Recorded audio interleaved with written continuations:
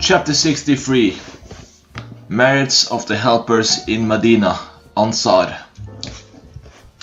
Chapter 1. The merits of Al-Ansaar. Narrated Ghaylan bin Jarir. I asked Anas, "Tell me about the name Al-Ansaar. Did you call yourself by it, or did Allah call you by it?" He said, "Allah called us by it. We used to visit Anas at Basra, and he used to narrate to us the virtues and deeds of the Ansaar, and he used to address me or a person from the tribe of Al-Asd and say, 'Your tribe did so and so on such and such day.'" Narrated Aisha. The day of Bu'at, a day of fighting between the two tribes of the Ansaar, the Aus and Khazraj, was brought about by Allah for the good of his apostle, so that when Allah's messenger reached Medina, the tribes of Medina had already divided, and their chiefs had been killed and wounded, so Allah had brought about the battle for the good of his apostle, in order that they, the Ansaar, might embrace Islam. Narrated Anas. On the day of the conquest of Mecca, when the Prophet had given from the booty, the Quraysh, the Ansaar, said, "By Allah, this is indeed very strange. While our swords are still dribbling with the blood of Quraysh, our war booty are distributed amongst them." When this news reached the Prophet, he called the Ansaar and said, "What is this news that has reached me from you?" They used not to tell lies, so they replied, "What has reached you is true." He said, "Doesn't it please you that the people take the booty to their homes and you take Allah's messenger to your homes? If the Ansaar took their way through a valley or a mountain pass, I will take the Ansaar's valley or a mountain pass." Chapter 2. But for the emigration, I would have been one of the Ansaar. Narrated Abu Huraira. The Prophet or Abul Qasim said, "If the Ansaar took their way through a valley or a mountain pass, I would take Ansaar's valley, and but for the migration, I would have been one of the Ansaar." Abu Huraira used to say, "The Prophet is not unjust by saying so. May my parents be sacrificed for him." For the Ansaar sheltered and helped him, or said a similar sentence. Chapter 3. Brotherhood between the Ansaar and the Muhajirin, Jirun. Narrated Saad's father. When the emigrants reached Medina, Allah's messenger established the bond of fraternity between Abdurrahman and Saad bin Rabi.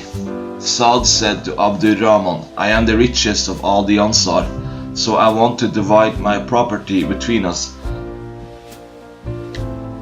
And I have 2 wives, so see which of the 2 you like and tell me, so that I may divorce her. And when she finishes her prescribed period, iddah of divorce, then marry her." Abdurrahman said, "May Allah bless your family and property for you. Where is your market?" So they showed him the Kainuka market. He went there and returned with a profit in the form of dried yogurt and butter. He continued going to the market till one day he came bearing the traces of yellow scent. The Prophet asked, "How much mar did you give her?" He replied, "I gave her a date stone of gold, or a gold piece equal to the weight of a date stone." The narrator Ibrahim is in doubt as to which is correct. Narrated Anas. When Abdurrahman bin Auf came to us, Allah's messenger made a bond of fraternity between him and Saad bin Rabi, who was a rich man. Saad said, "The Ansaar know that I am the richest of all of them. So I will divide my property into 2 parts between me and you, and I have 2 wives. See which of the 2 you like, so that I may divorce her, and you can marry her after she becomes lawful to you, by her passing the prescribed period, iddah, of divorce. Abdurrahman said, May Allah bless you, your family, wives for you. But Abdurrahman went to the market and did not return on that day, except with some gain of dried yogurt and butter. He went on trading just a few days till he came to Allah's Messenger, bearing the traces of yellow scent over his clothes. Allah's Messenger asked him, What is this scent? He replied, I have married a woman from the Ansaar. Allah's Apostle asked, How much mar have you given? He said, A date stone weight of gold, or a golden date stone. The Prophet said, Arrange a marriage banquet even with a sheep.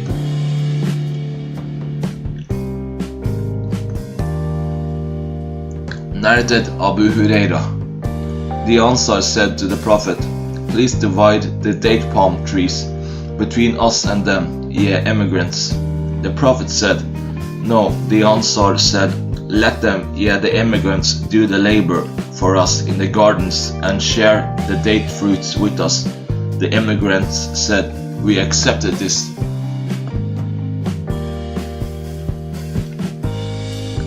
Chapter 4. To love the Ansaar is a sign of faith. Narrated Al-Bara. I heard the Prophet saying, or the Prophet said, None loves the Ansaar but a believer, and none hates them but a hypocrite. So Allah will love him who loves them, and He will hate him who hates them.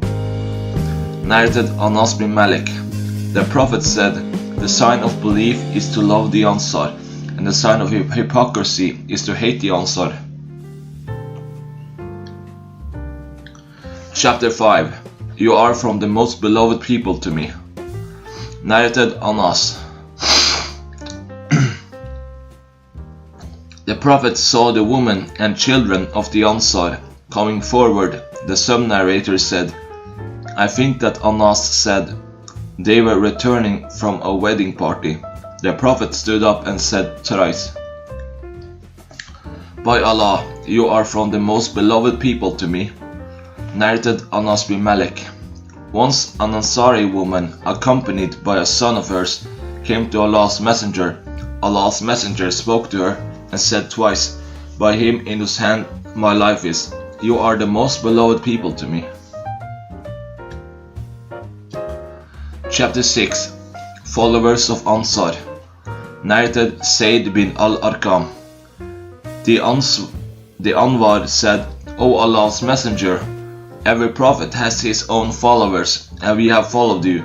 So will you invoke Allah to let our followers be considered from us, and as Ansaar too? So he invoked Allah accordingly.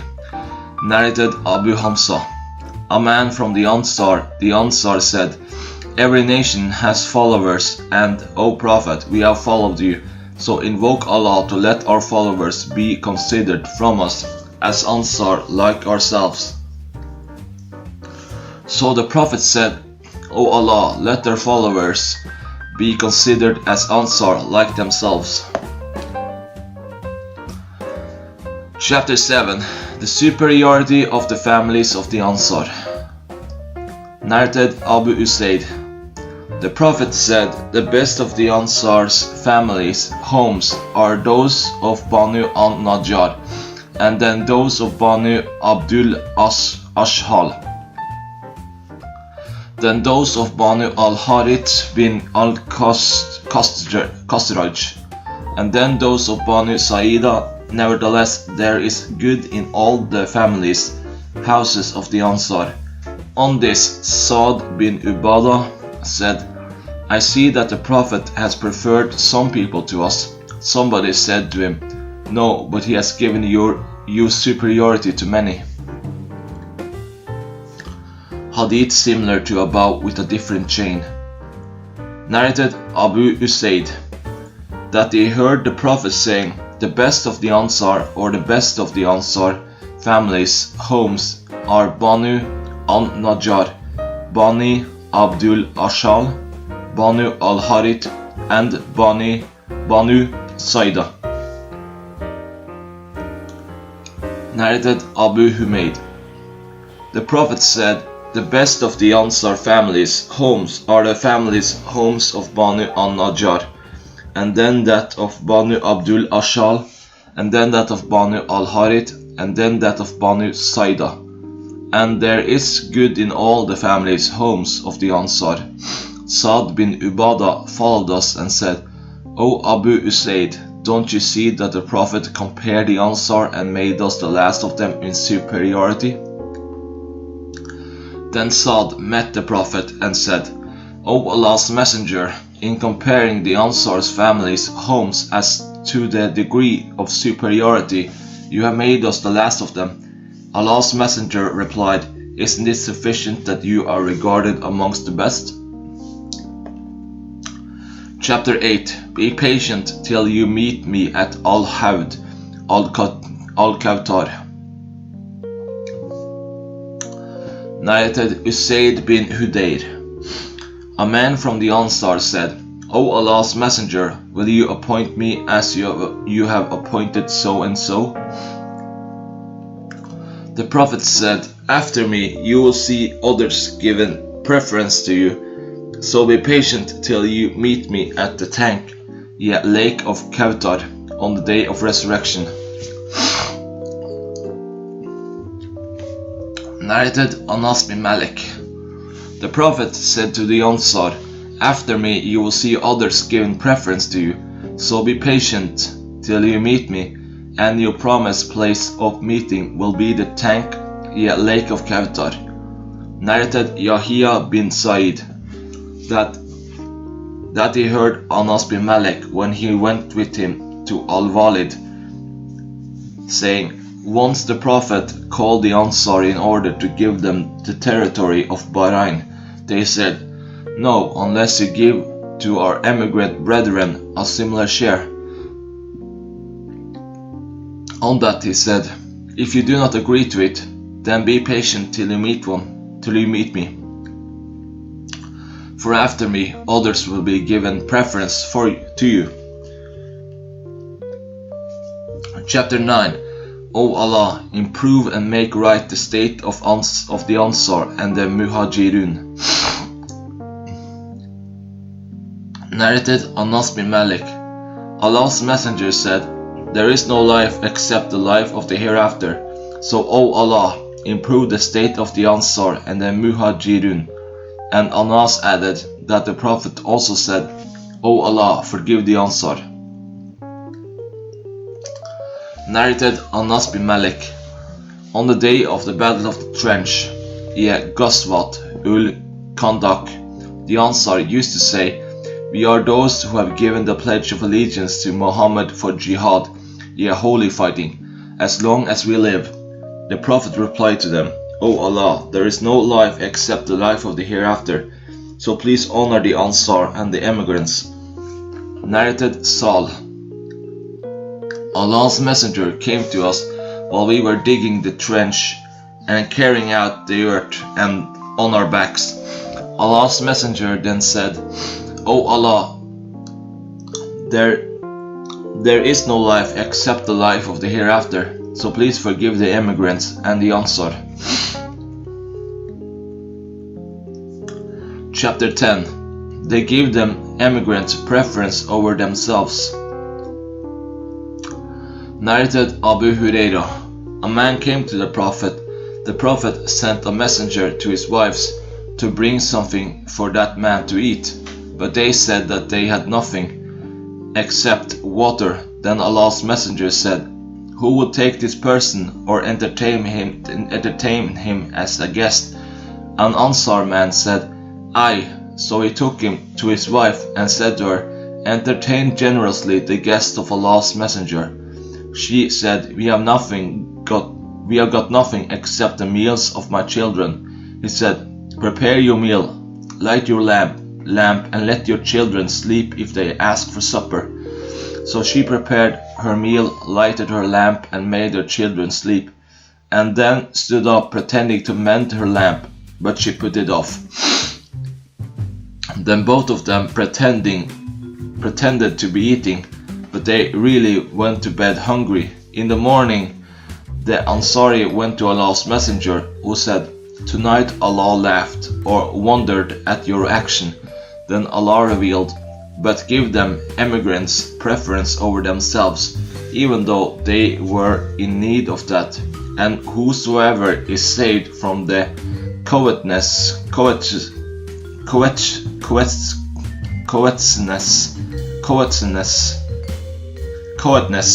such are they who will be successful." 59:9.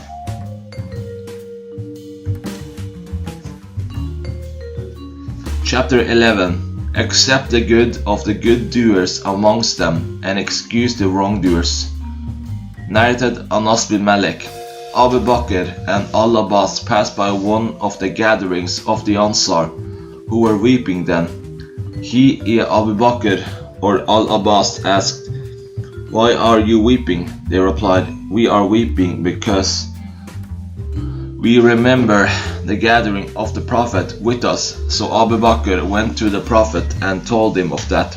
The Prophet came out, tying his head with a piece of the hem of a sheet. He ascended the pulpit, which he never ascended after that day. He glorified and praised Allah and then said, "I request you to take care of the Ansaar, as they are my near companions, to whom I confided my private secrets. They have fulfilled their obligations and rights which were enjoined on them, but there remains what is for them. So accept the good of the good doers amongst them and excuse the wrongdoers amongst them." Narrated Ibn Abbas. Allah's messenger in his fatal illness came out wrapped in a sheet covering his shoulders, and his head was tied with an oily tape of cloth till he sat on the pulpit. And after praising and glorifying Allah, he said, "Then after, O people, the people will go on increasing, but the Ansar will go on decreasing, till they become just like salt in a meal. So whoever amongst you will be the ruler and have the power to harm or benefit others should accept the good of the good doers amongst them and excuse the wrongdoers amongst them." Narrated Anas bin Malik. The Prophet said, "The Ansar are my near companions to whom I confided my private secrets. People will go on increasing, but the Ansar will go on decreasing. So accept the good of the good doers amongst them and excuse the wrongdoers amongst them." Chapter 12. The merits of Sa'd bin Mu'adh. Narrated Al-Bara. A silken cloth was given as a present to the Prophet. His companions started touching it and admiring its softness. The Prophet said, "Are you admiring its softness? The handkerchiefs of Sa'd bin Mu'adh in paradise are better and softer than it."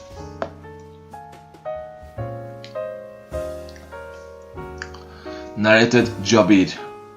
I heard the Prophet saying, "The throne of Allah shook at the death of Sa'd bin Mu'adh."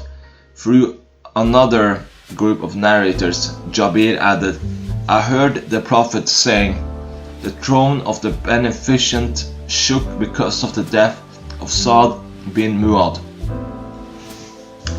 Narrated Abu Sa'id al-Khudri.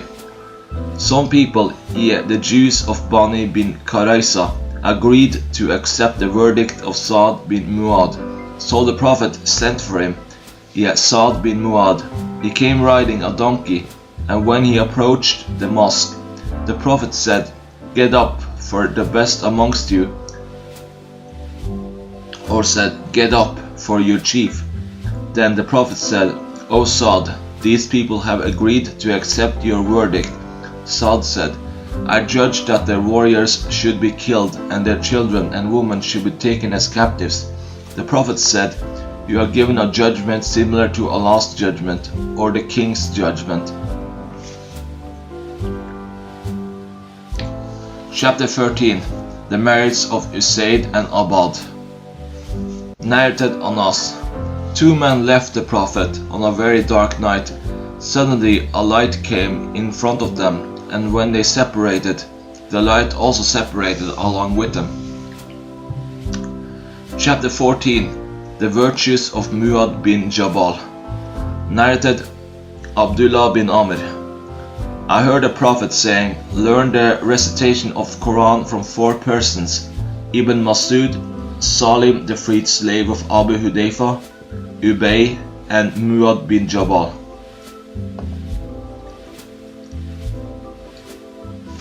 Chapter 15. The virtues of Sa'd bin Ubadah. Aisha said, before that Sa'd was a pious man.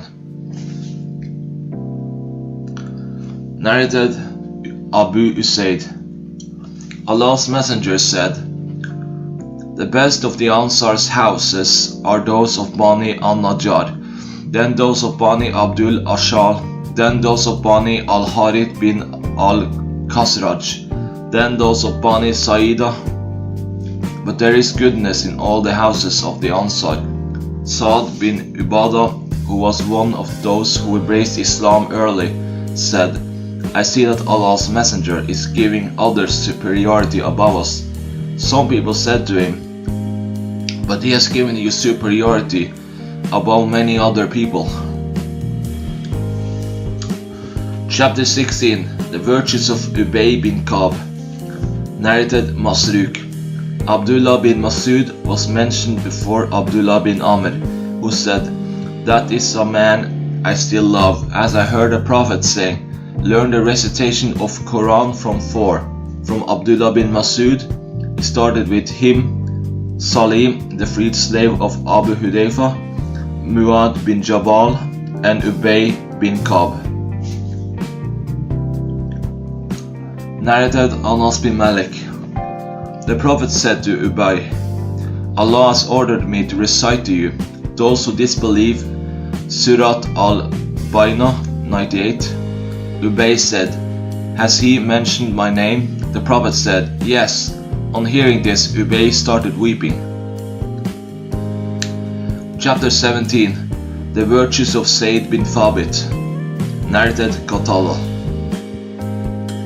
Anas said, the Quran was collected in the lifetime of the Prophet by 4 men, all of whom were from the Ansaar: Ubay, Muad bin Jabal, Abu Zayd, and Zayd bin Thabit. I asked Anas, who is Abu Zayd? He said, one of my uncles. Chapter 18. The virtues of Abu Talha. Narrated Anas. On the day of the battle of Uhud, the people ran away, leaving the Prophet, but Abu Talha was shielding the Prophet with his shield in front of him. Abu Talha was a strong, experienced archer who used to keep his arrow bow strong and well stretched. On that day he broke 2 or 3 arrow bows. If any man passed by carrying a quiver full of arrows, the Prophet would say to him, empty it in front of Abu Talha. When the Prophet started looking at the enemy by raising his head, Abu Talha said, O Allah's Prophet, let my parents be sacrificed for your sake.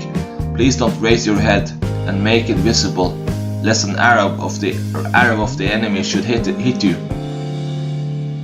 Let my neck and chest be wounded instead of yours.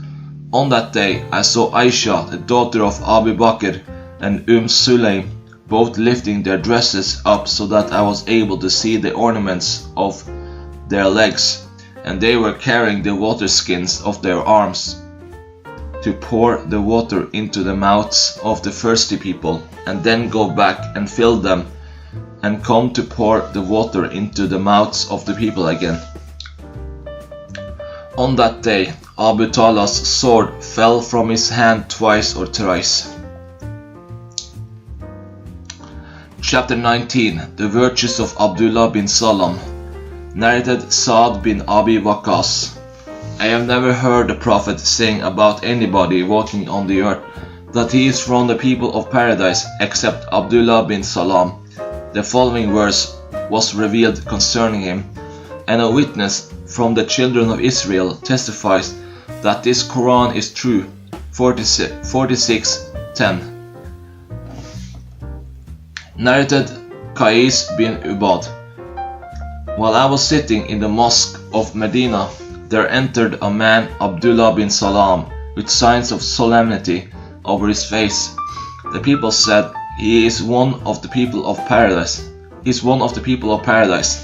He prayed 2 light rakat and then left. I followed him and said, "When you enter the mosque," the people said, "He is one of the people of paradise." He said, "By Allah, one ought not say what he does not know, and I will tell you why. In the lifetime of the Prophet I had a dream which I narrated to him. I saw as if I were in a garden." He then described its extension and greenery. He added, "In its center there was an iron pillar whose lower end was fixed in the earth, and the upper end was in the sky, and at its upper end there was a ring-shaped handhold. I was told to climb it. I said, 'I can't.' Then a servant came to me and lifted my clothes from behind, and I climbed till I reached the top of the pillar. Then I got hold of the handhold, and I was told to hold it tightly. Then I woke up, and the effect of the handhold was in my hand. I narrated all that to the Prophet, who said, 'The garden is Islam, and the handhold is the most trustworthy handhold, so you will remain as a Muslim till you die.' The narrator added, 'The man was Abdullah bin Salam.'" Narrated Abu Burda. When I came to Medina, I met Abdullah bin Salam. He said, "Will you come to me so that I may serve you with sawiq, powdered barley and dates, and let you enter a blessed house, that in which the Prophet entered?" Then he added, "You are in a country where the practice of riba, usury, is prevalent. So if somebody owes you something and he sends you a present of a load of chopped straw, or a load of barley, or a load of provender, then do not take it, as it is riba." Chapter 20. The marriage of the Prophet Sahih with Khadija and her superiority. Narrated Ali. I heard Allah's Messenger saying as below. Narrated Ali. The Prophet said, "The best of the world's woman is Mary at her lifetime, and the best of the world's woman is Khadija at her lifetime." Narrated Aisha. I did not feel jealous of any of the wives of the Prophet as much as I did of Khadija, although she died before he married me, for I often heard him mentioning her, and Allah had told him to give her the good tidings that she would have a palace of Qasab. He had pipes of precious stones and pearls in paradise, and whenever he slaughtered a sheep, he would send her woman friends a good share of it. Narrated Aisha. I did not feel jealous of any woman as much as I did of Khadija, because Allah's Messenger used to mention her very often. He married me after 3 years of her death, and his Lord or Gabriel ordered him to give her the good news of having a palace of Qasab in paradise. Narrated Aisha. I did not feel jealous of any of the wives of the Prophet as much as I did of Khadija, though I did not see her, but the Prophet used to mention her very often. And whenever he had slaughtered a sheep, he would cut its parts and send them to the woman friends of Khadija, when I sometimes said to him, "You treat Khadija in such a way, as if there is no woman on earth except Khadija," he would say, "Khadija was such and such, and from her I had children." Narrated Ismail. I asked Abdullah bin Abi Awfa, "Did the Prophet give glad tidings to Khadija?" He said, Yes, of a palace of Kasab in paradise, where there will be neither any noise nor any fatigue.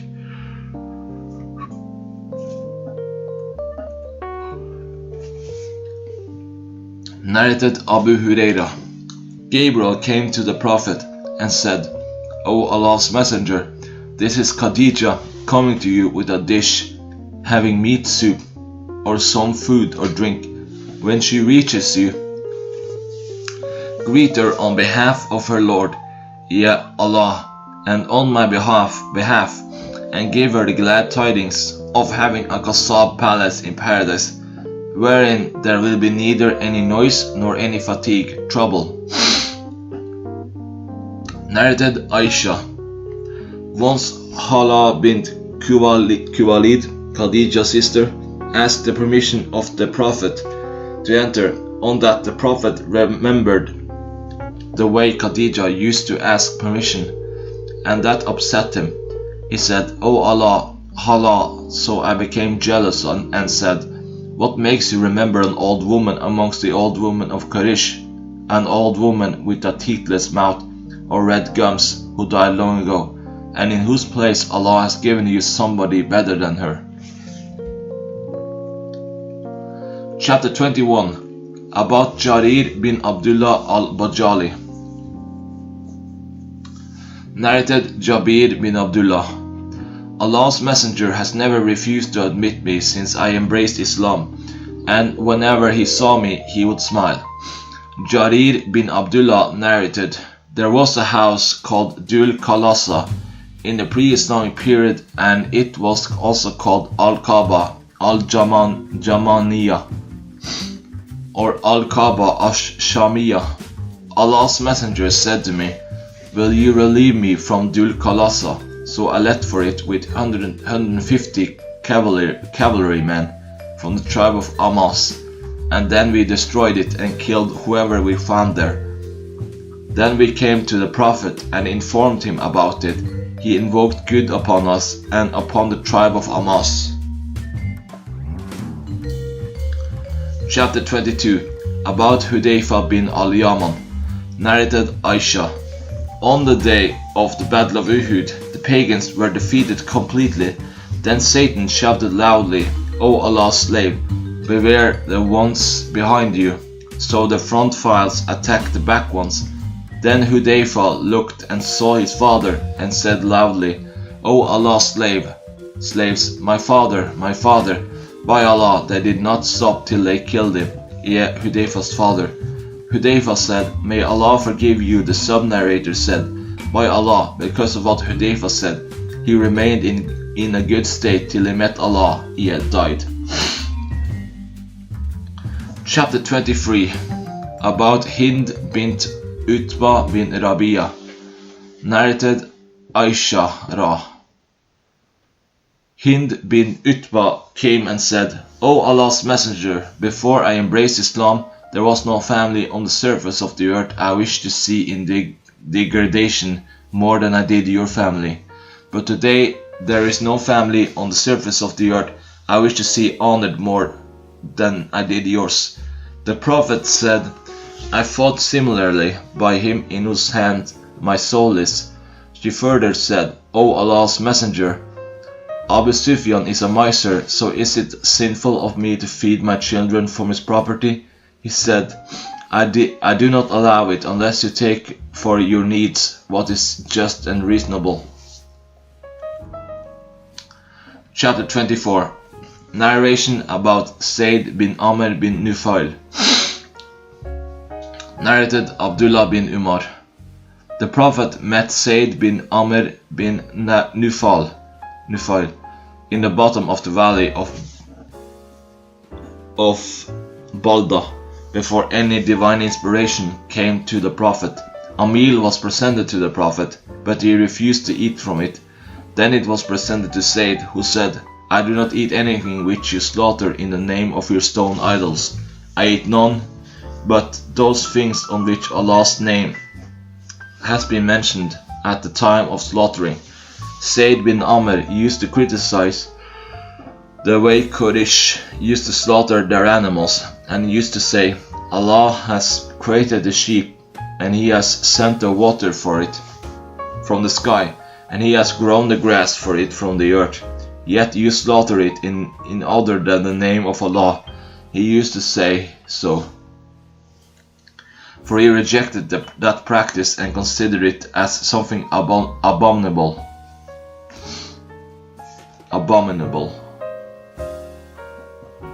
Narrated Ibn Umar.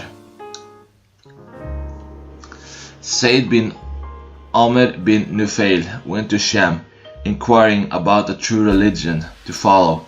He met a Jewish religious scholar and asked him about their religion. He said, "I intend to embrace your religion, so tell me something about it." The Jew said, "You will not embrace our religion unless you receive your share of Allah's anger." Said said, I do not run except from Allah's anger, and I will never bear a bit of it if I have the power to avoid it. Can you tell me of some other religion? He said, I do not know any other religion except the Hanif. Said inquired, what is Hanif? He said, Hanif is the religion of the Prophet Abraham, who was neither a Jew nor a Christian, and he used to worship none but Allah alone. Then Said went out and met a Christian religious scholar and told him the same as before. The Christian said, you will not embrace our religion unless you get a share of Allah's curse. Said replied, I do not run except from Allah's curse, and I will never bear any of Allah's curse and His anger if I have the power to avoid them.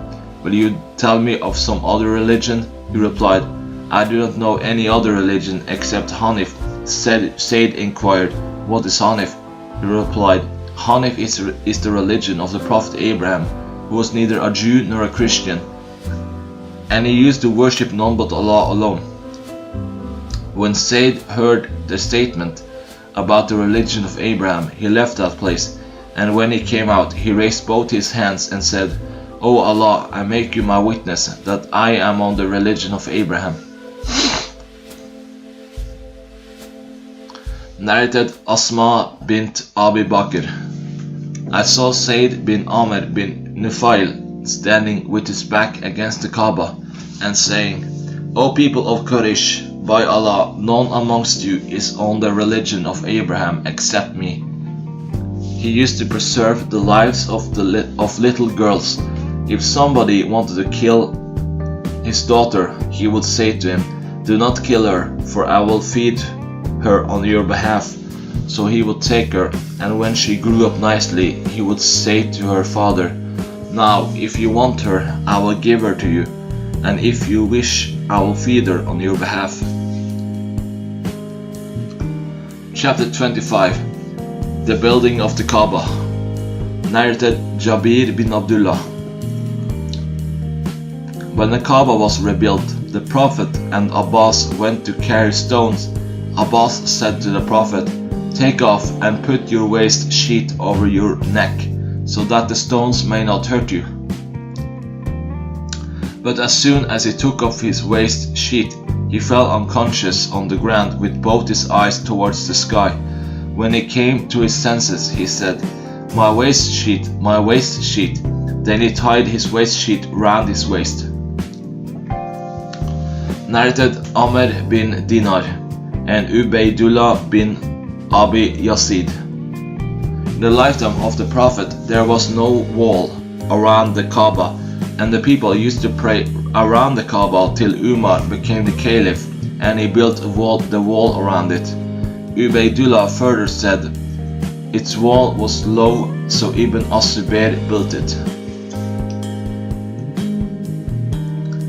Chapter 26. The days of pre-Islamic period of ignorance.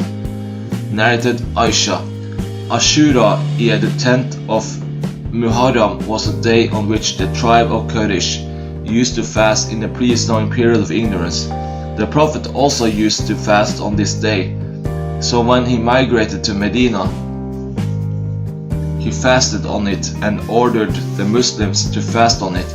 When the fasting of Ramadan was enjoined, it became optional for the people to fast or not to fast on the day of Ashura.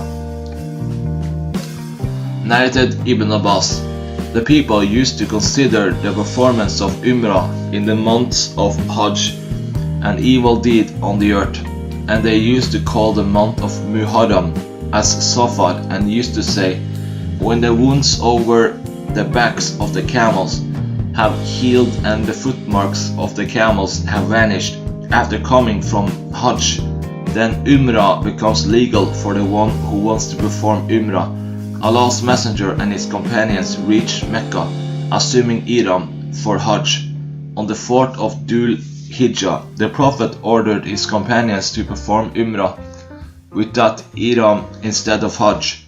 They asked, O Allah's Apostle, what kind of finishing of Ihram? The Prophet said, finish the Ihram completely. Narrated Sa'id bin al-Musayyab's grandfather. In a prehistoric period of ignorance, a flood of rain came and filled the valley in between the two mountains around the Kaaba. Narrated Qais bin Abi Hasim. Abu Bakr went to a lady from the Amas tribe called Zainab bint al-Muhajir and found that she refused to speak. He asked, why does she not speak? The people said, she has intended to perform Hajj without speaking. He said to her, speak, for it is illegal not to speak, as it is an action of the prehistoric period of ignorance. So she spoke and said, who are you? He said, a man from the emigrants. She asked, which emigrants? He replied, from Quraysh. She asked, from what branch of Quraysh are you? He said, you ask too many questions. I am Abu Bakr. She said, how long shall we enjoy this good order, Islamic religion, which Allah has brought after the period of ignorance? He said, you will enjoy it as long as your imams keep on abiding by its rules and regulations. She asked, what are the imams? He said, were there not heads and chiefs of your nation who used to order the people and they used to obey them? She said, yes. He said, so they, the imams, are those whom I meant.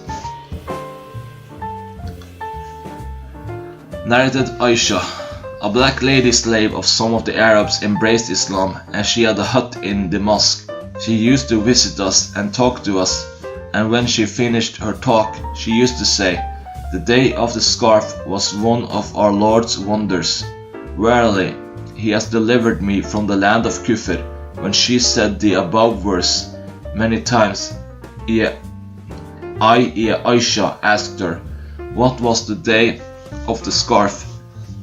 She replied, once the daughter of some of my masters went out, and she was wearing a leather scarf round her neck, and the leather scarf fell from her, and a kite descended and picked it up, mistaking it for a piece of meat. They, my masters, accused me of stealing it, and they tortured me to such an extent that they even looked for it in my private parts. So while they all were around me, and I was in my great distress, suddenly the kite came over our heads and flew the scarf, and they took it. I said to them, this is what you accused me of stealing, though I was innocent. Narrated Ibn Umar. The Prophet said, if anybody has to take an oath, he should swear only by Allah. The people of Quraysh used to swear by their fathers, but the Prophet said, do not swear by your fathers. Narrated Abdur Rahman bin al-Qasim. Al-Qasim used to walk in front of the funeral procession. He used not to get up for the funeral procession, in case it passed by him.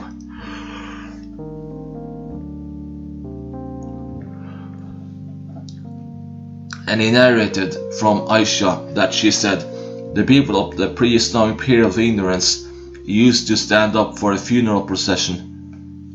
When they saw it, they used to say twice, You were noble in your family. What are you now?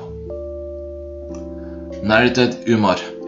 The pagans used not to leave Jam'e Mustalifa till the sun had risen on Tabir mountain. The Prophet contradicted them by leaving Mustalifa before the sun rose.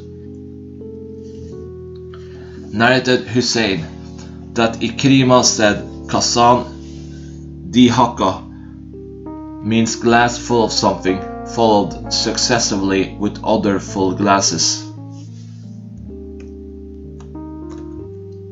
Ibn Abbas said, in the pre-Islamic period of ignorance, I heard my father saying, provide us with Kasan Dihaka.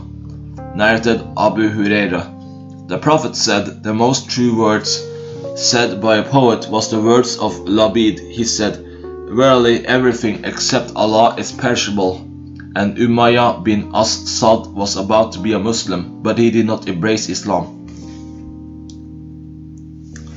Narrated Aisha. Abu Bakr had a slave who used to give him some of his earnings. Abu Bakr used to eat from it. One day he brought something and Abu Bakr ate from it. The slave said to him, do you know what this is? Abu Bakr then inquired, what is it?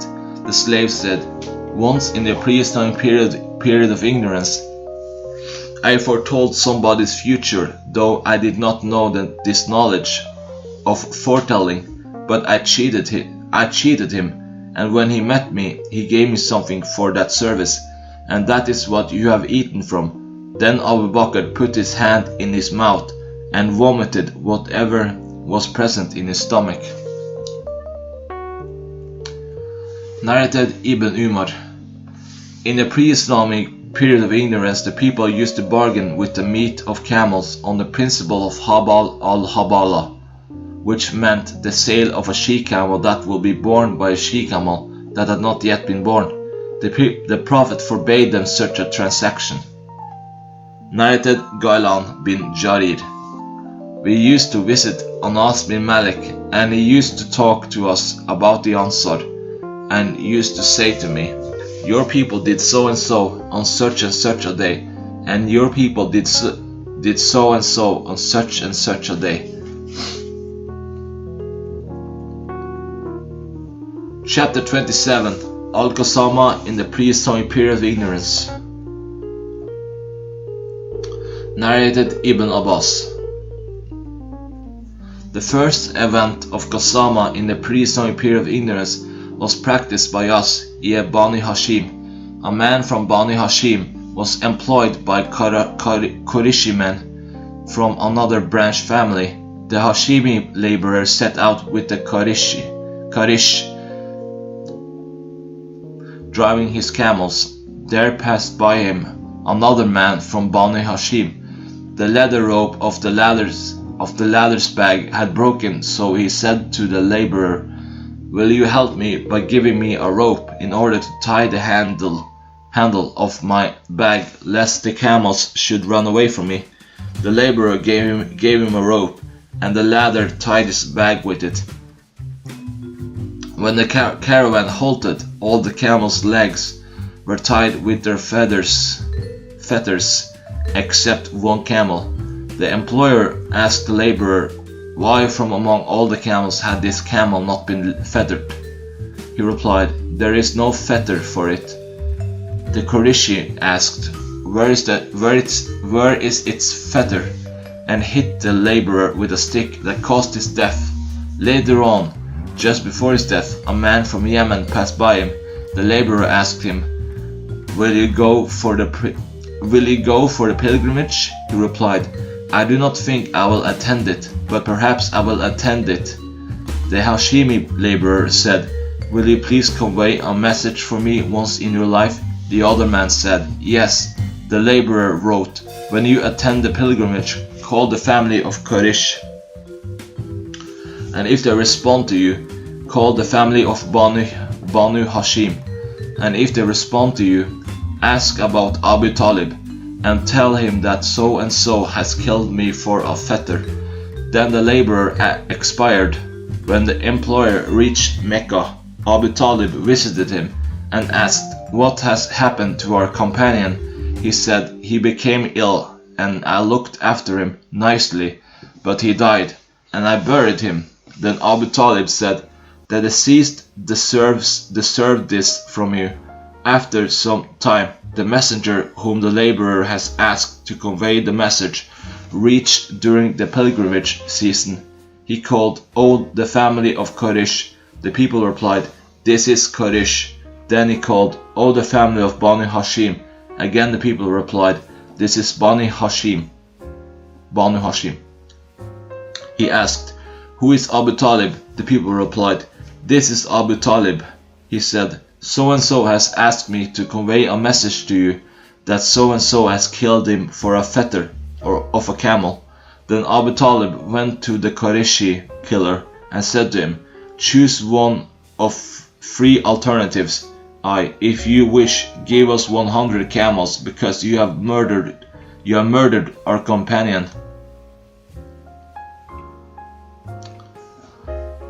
2.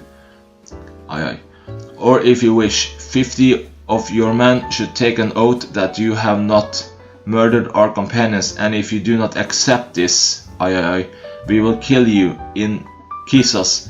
The killer went to his people, and they said, "We will take an oath."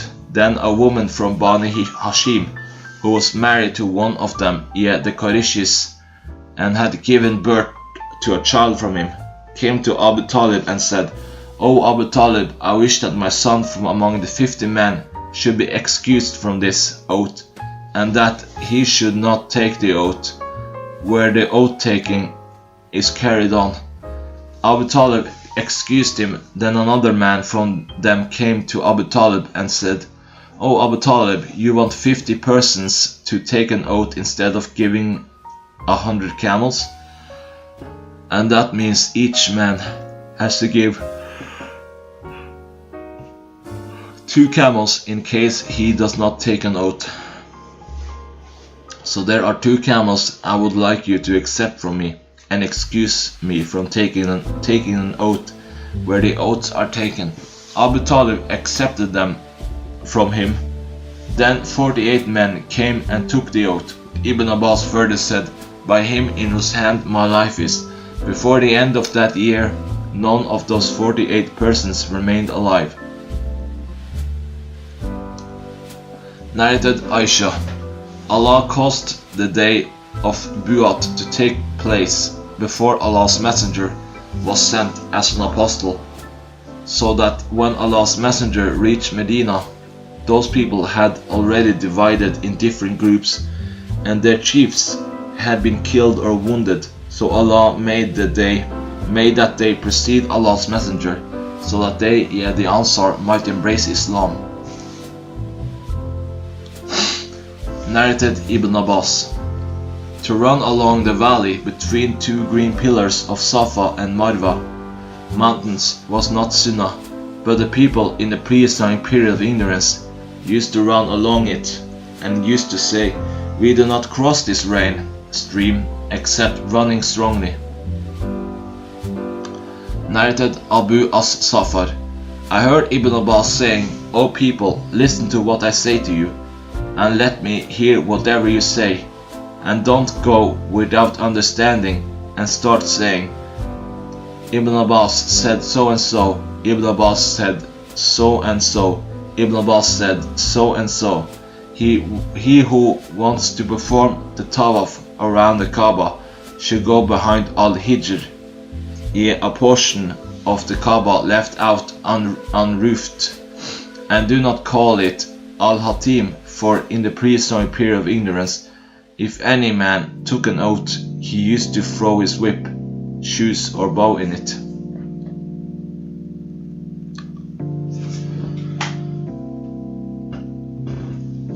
Narrated Ahmed bin Maimun, during the prehistoric period of ignorance, I saw a she-monkey surrounded by a number of monkeys.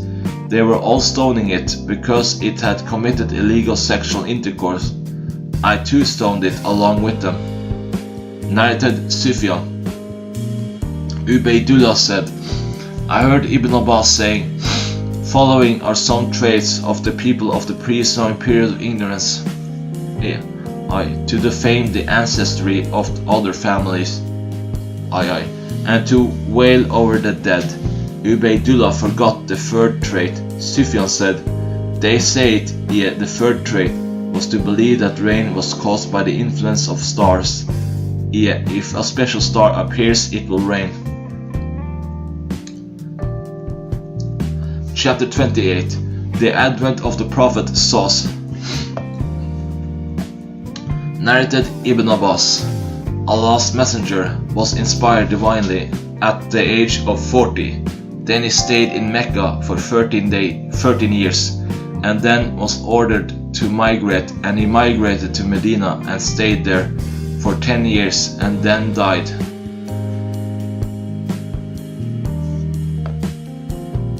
Chapter 29. The troubles which the Mushrikun caused. Narrated Kababa. I came to the Prophet while he was leaning against his sheet cloak in the shade of the Kaaba. We were suffering greatly from the pagans in those days. I said to him, will you invoke Allah to help us? He sat down with a red face and said, a believer among those who were before you used to be combed with iron combs, so that nothing of his flesh or nerves would remain on his bones, yet that will never make him desert his religion. A saw might be put over the parting of his head, which would be split into 2 parts, yet all that will never make him abandon his religion. Allah will surely complete this religion, Islam, so that a traveler from Sana to Hadramaut will not be afraid of anybody except Allah. The sub-narrator Bayan added, or the wolf, lest it should harm his sheep.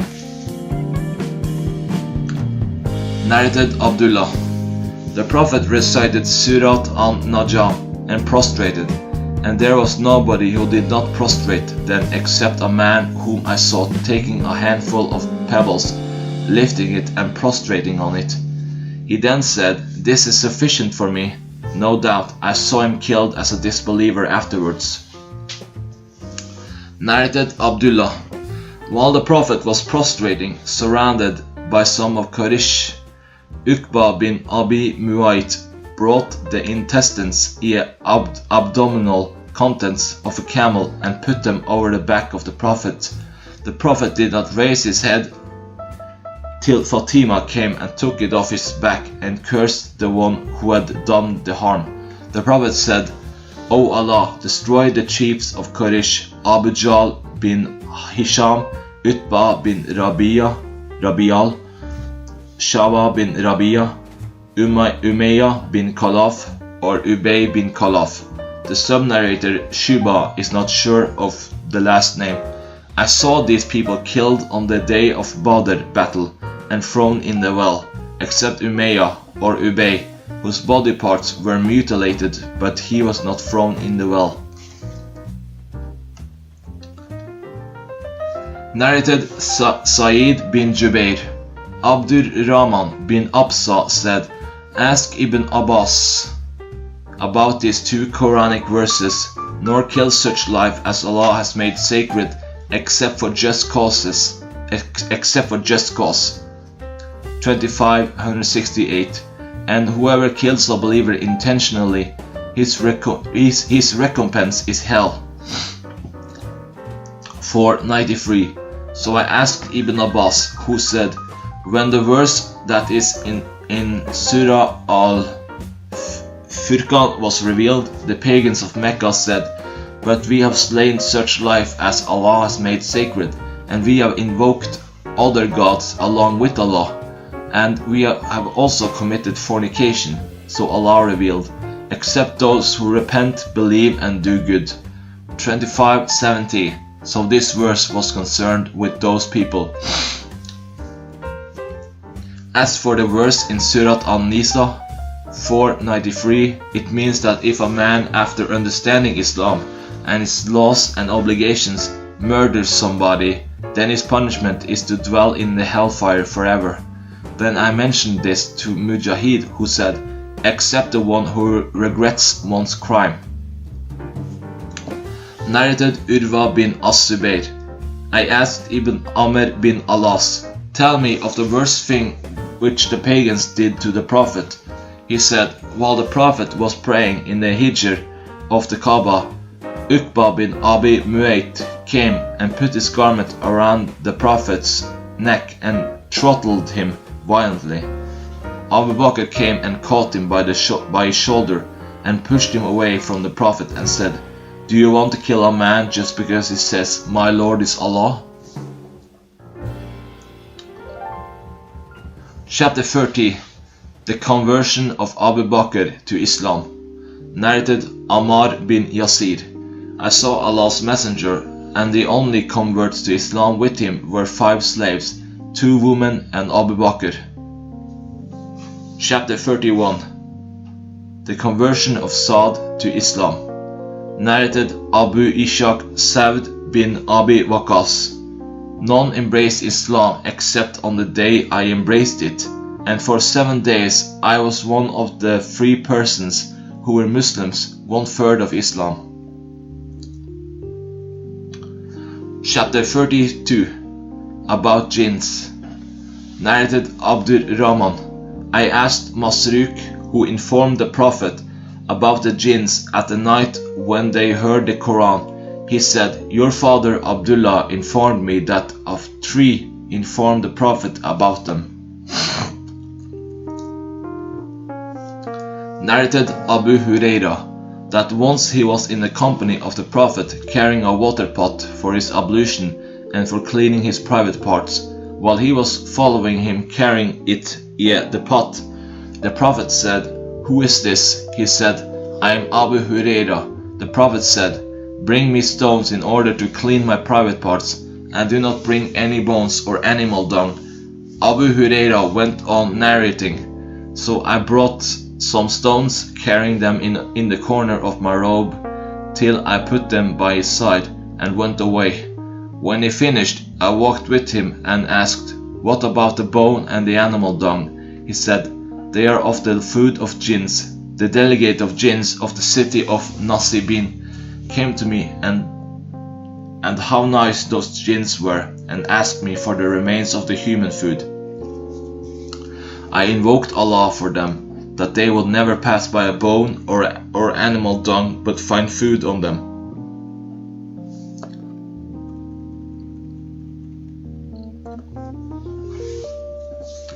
Chapter 33.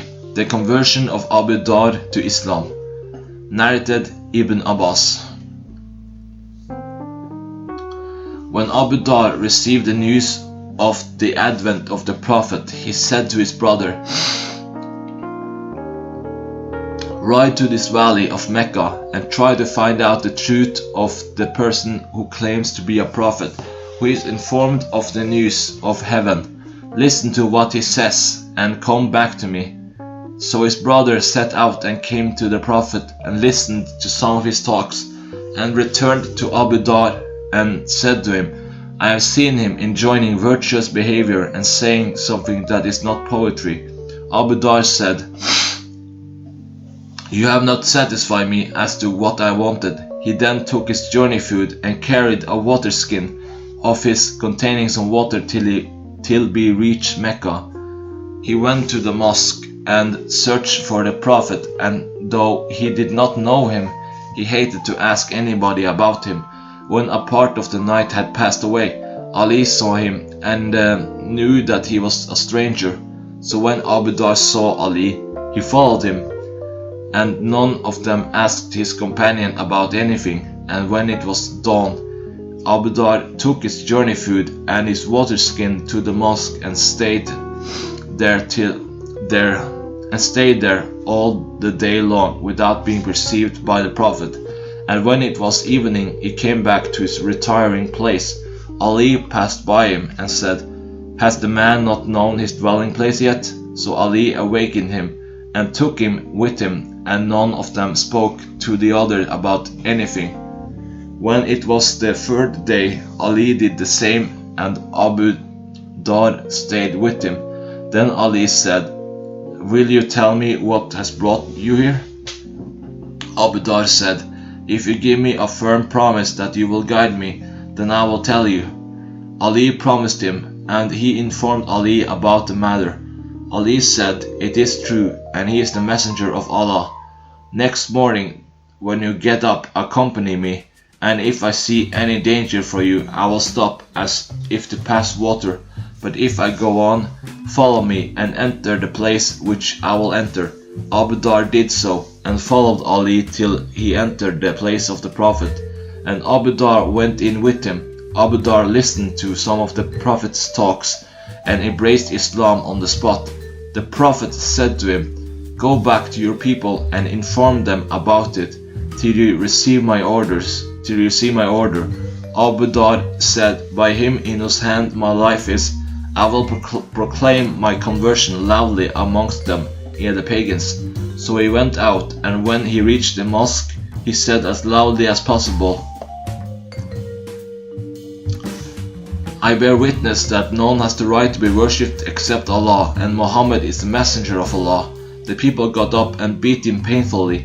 Then Al-Abbas came and knelt over him to protect him, and said to the people, woe to you, don't you know that this man belongs to the tribe of Gifar, and your trade to Sham is through their way? So he rescued him from them. Abu Dhar again did the same the next day. They beat him and took vengeance on him, and again Al-Abbas knelt over him to protect him.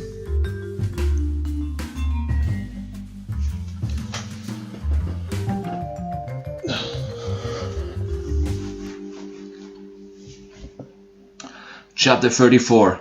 The conversion of Sa'id bin Zayd to Islam. Narrated Qais. I heard Sa'id bin Zayd bin Amr bin Nufail saying in the mosque of Al-Kufa, by Allah, I have seen myself tied and forced by Umar to leave Islam before Umar himself embraced Islam. And if the mountain of Uhud could move from its place for the evil which you people have done to Uthman, then it would have the right to move from its place. Chapter 35. The conversion Umar to Islam. Narrated Abdullah bin Masud. We have been powerful since Umar embraced Islam. Narrated Abdullah bin Umar. While Umar was at home in a state of fear, there came Al-As bin Wa'il as Sami Abu Amr, wearing an embroidered cloak and a shirt having silk hems. He was from the tribe of Bani Sam, who were our allies during the pre-Islamic period of ignorance. Al-As said to Umar, what is wrong with you? He said, your people claim that they would kill me if I become a Muslim. Al-As said, nobody will harm you after I have given protection to you. So Al-As went out and met the people streaming in the whole valley. He said, where are you going? They said, we want Ibn al-Khattab, who has embraced Islam. Al-As said, there is no way for anybody to touch him, so the people retreated. Narrated Abdullah bin Umar. When Umar embraced Islam, all the disbelieving people gathered around his home and said, Umar has embraced Islam. At that time, I was still a boy and was on the roof of my house. There came a man wearing a cloak of dibaj, a kind of silk, and said, Umar has embraced Islam. Nobody can harm him, for I am his protector. I then saw the people going away from Umar and asked who the man was. And they said, Al-As bin Wa'il. Narrated Abdullah bin Umar. I never heard Umar saying about something that he thought it would be so and so, but he was quite right. Once while Umar was sitting, a handsome man passed by him. Umar said, if I am not wrong, this person is still on his religion of the pre-Islamic period of ignorance, or he was their foreteller. Call the man to me. When the man was called to him, he told him of his thought. The man said, I have never seen such a day on which a Muslim is faced with such an accusation, Umar said, I am determined that you should tell me the truth. He said, I was a foreteller in the pre-Islamic period of ignorance. Then Umar said, tell me the most astonishing thing your female jinn has told you of. He said, one day while I was in the market, she came to me scared and said, haven't you seen the jinns and their despair? And they were overthrown after their defeat and prevented from listening to the news of the heaven, so that they stopped going to the sky and kept following camel riders, Arabs. Umar said, he is right, and added, one day while I was near their idols, there came a man with a calf and slaughtered it as a sacrifice for the idols, as unseen creature shouted at him, and I have never heard harsher than his voice. He was crying, O you bold evildoer, a matter of success, an eloquent man is saying, none has the right to be worshipped except you, O Allah. On that the people fled, but I said, I shall not go away till I know what is behind this. Then the cry came again, O you bold evildoer, a matter of success, an eloquent man is saying, none has the right to be worshipped except Allah. I then went away, and a few days later it was said, a prophet has appeared.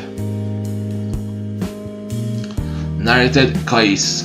I heard Said bin Said saying to the people, if you but saw me and Umar's sister tied and forced by Umar to leave Islam while he was not yet a Muslim, and if the mountain of Uhud could move from its place for the evil which you people have done to Uthman, it would have the right to do that.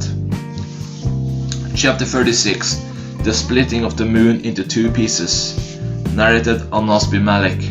The people of Mecca asked Allah's Messenger to show them a miracle, so he showed them the moon split in two halves, between which they saw the Hira mountain. Narrated Abdullah. The moon was split into two pieces while we were with the Prophet in Mina. He said, be witnesses. Then a piece of the moon went towards the mountain. Narrated Abdullah bin Abbas. During the lifetime of Allah's Messenger, the moon was split into two places. Narrated Abdullah. The moon was split into two pieces. Chapter 37. The emigration to Ethiopia. Narrated Ubaydullah bin Adi bin Al-Qiyar. That Al-Miswar bin Makrama and Abdurrahman bin Al-Aswad bin Abu Yagud had said to him, what prevents you from speaking to your uncle Uthman regarding his brother Al-Walid bin Uqba? The people were speaking against the latter for what he had done. Ubaydullah said, so I kept waiting for Uthman, and when he went out for the prayer, I said to him, I have got something to say to you as a piece of advice. Uthman said, O man, I seek refuge with Allah from you. So I went away. When I finished my prayer, I sat with Al-Miswar and Ibn Abu Yaghutb and talked to both of them of what I had said to Uthman and what he had said to me. They said, you have done your duty. So while I was sitting with them, Uthman's messenger came to me. They said, Allah has put you to trial. I set out, and when I reached Uthman, he said, what is your advice, which you mentioned a while ago? I recited Tashahhud and added, Allah has sent Muhammad and has revealed the holy book, Quran, to him. You, O Uthman, were amongst those who responded to the call of Allah and His Apostle and had faith in him, and you took part in the first two migrations to Ethiopia and to Medina, and you enjoyed the company of Allah's Messenger and learned his traditions and advice. Now the people are talking much about Al-Walid bin Uqba and so it is your duty to impose on him the legal punishment." Uthman then said to me, "O my nephew, did you ever meet Allah's messenger?" I said, "No, but his knowledge has reached me as it has reached the virgin in her seclusion." Uthman then recited Tashahhud and said, "No doubt Allah has sent Muhammad with the truth and has revealed to him his holy book, the Quran, and I was amongst those who responded to the call of Allah and his apostle, and I had faith in Muhammad's mission, and I had performed the first 2 migrations, as you have said, and I enjoyed the company of Allah's messenger and gave the pledge of allegiance to him. By Allah, I never disobeyed him and never cheated him till Allah caused him to die. Then Allah made Abu Bakr caliph, and by Allah, I was never disobedient to him, nor did I cheat him. Then Umar became caliph, and by Allah, I was never disobedient to him, nor did I cheat him. Then I became caliph. Have I not then the same rights over you as they had over me?" I replied in the affirmative. Uthman further said, "What are these talks which are reaching me from you? As for what you have mentioned about Al-Walid bin Uqb, Allah willing, I shall give him the leg punishment justly." Then Uthman ordered that Al-Walid be flogged 40 lashes. He ordered Ali to flog him, and he himself flogged him as well. Narrated Aisha.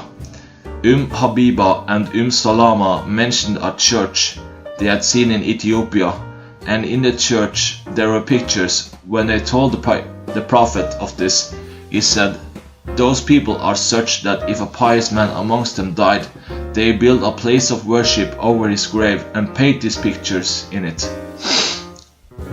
Those people will be Allah's worst creatures on the day of resurrection." Narrated Khalid bint Khalid. When I came from Ethiopia to Medina, I was a young girl. Allah's messenger made me wear a sheet having marks on it. Allah's messenger was rubbing those marks with his hands, saying, "Sana, Sana, yeah, good, good." Narrated Abdullah. We used to greet the Prophet while he used to be in prayers, and he used to reply to our greetings, but when we came back from Najashi, the king of Ethiopia, we greeted him while he was praying, and he did not reply to us.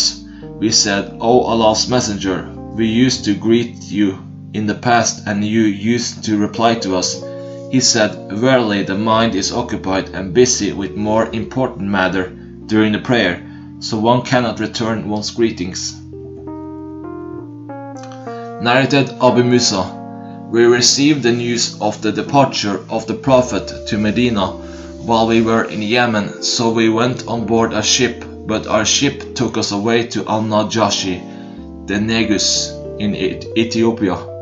There we met Jafar bin Abi Talib and stayed with him till we came to Medina. By the time when the Prophet had conquered Khaybar, the Prophet said, "O you people of the ship, you will have the reward of 2 migrations." Chapter 38. The death of Al-Najashi the Negus. Narrated Jabir. When Negus died, the Prophet said, "Today a pious man has died, so get up and offer the funeral prayer for your brother Ashama." Narrated Jabir bin Abdullah al-Ansari. Allah's messenger led the funeral prayer for the Negus and made us stand in rows behind him, and I was in the 2nd or 3rd row. Narrated Jabir bin Abdullah.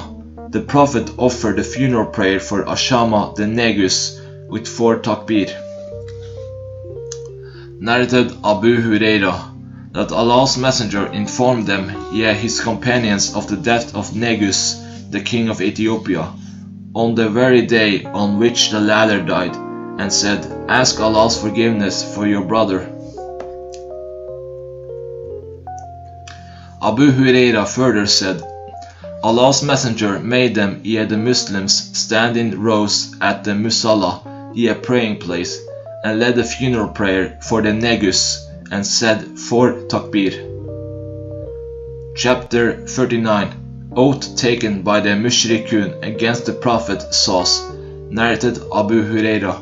Allah's Messenger, while going out for the battle of Hunain, said, "Tomorrow, Allah willing, we will encamp at Kaif Bani Kinana, where the pagans of Quraysh took the oath of Kufr against the Prophet, to be loyal to heathenism, by boycotting Bani Hashim, the Prophet's folk." See Hadith 1589. Chapter 40. The story of Abu Talib. Narrated Al-Abbas bin Abdul Muttalib.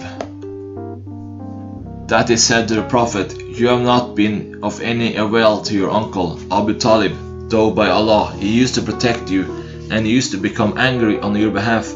The Prophet said, "He is in a shallow fire, and had it not been for me, he would have been in the bottom of the hellfire." Narrated Al-Musayyab. When Abu Talib was in his deathbed, the Prophet went to him while Abu Jahl was sitting beside him. The Prophet said, "O my uncle, say none has the right to be worshipped except Allah, an expression I will defend your case with before Allah." Abu Jahl and Abdullah bin Umayyah said, "O Abu Talib, will you leave the religion of Abdul Muttalib?"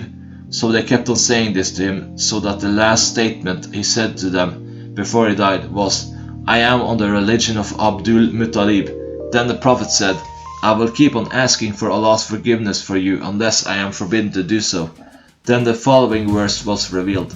It is not fitting for the Prophet and the believers to ask Allah's forgiveness for the pagans, even if they were their near relatives, after it has become clear to them that they are the dwellers of the hellfire.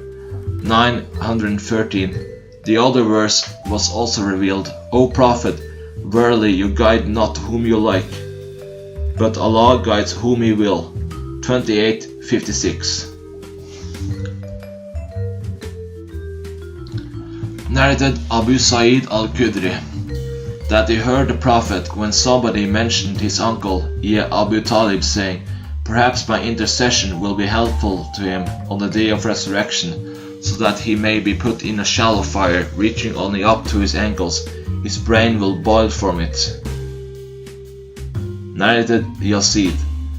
As above, Hadith 224, using the words, "will make his brain boil." Chapter 41. The narration about Al-Isra journey by night. Narrated Jabir bin Abdullah, that he heard Allah's Messenger saying, "When the people of Quraysh did not believe me, the story of my night journey, I stood up in Al-Hijr, and Allah displayed Jerusalem in front of me, and I began describing it to them while I was looking at it." Chapter 42. Al-Miraj. Narrated Abbas bin Malik. Malik bin Sasa said that Allah's Messenger described to them his night journey, saying, "While I was lying in Al-Hatim, or Al-Hijr, suddenly someone came to me and cut my body open from here to here. I asked Al-Jarud, who was by my side, 'What does it mean?' He said, 'It means from his throat to his pubic area,' or said, 'from the top of the chest.' The Prophet further said, 'He then took out my heart. Then a gold tray of belief was brought to me, and my heart was washed and was filled with belief, and then returned to its original place. Then a white animal, which was smaller than a mule and bigger than a donkey, was brought to me.' On this, Al-Jarud asked, 'What is the Burak, O Abu Hamza?' Anas replied in the affirmative. The Prophet said, 'The animal's step was so wide that it reached the farthest point within the reach of the animal's sight. I was carried on it, and Gabriel set out with me till we reached the nearest heaven. When he asked for the gate to be opened, it was asked, "Who is it?" Gabriel answered, "Gabriel." It was asked, "Who is accompanying you?" Gabriel replied, "Muhammad." It was asked, "Has Muhammad been called?" Gabriel replied in the affirmative. Then it was said, "He is welcomed. What an excellent visit his is." The gate was opened, and when I went over the first heaven, I saw Adam there. Gabriel said to me, "This is your father, Adam. Pay him your greetings." So I greeted him, and he returned the greeting to me and said, "You are welcomed, O pious son and pious prophet." Then Gabriel ascended with me till we reached the second heaven. Gabriel asked for the gate to be opened. It was asked, "Who is it?" Gabriel answered, "Gabriel." It was asked, "Who is accompanying you?" Gabriel replied, "Muhammad." It was asked, "Has he been called?" Gabriel answered in the affirmative. Then it was said, "He is welcomed. What an excellent visit his is." The gate was opened. When I went over the second heaven, there I saw Yahya, John, and Isa, Jesus, who were cousins of each other. Gabriel said to me, "These are John and Jesus. Pay them your greetings." So I greeted them, and both of them returned my greetings to me and said, "You are welcomed, O pious brother and pious prophet."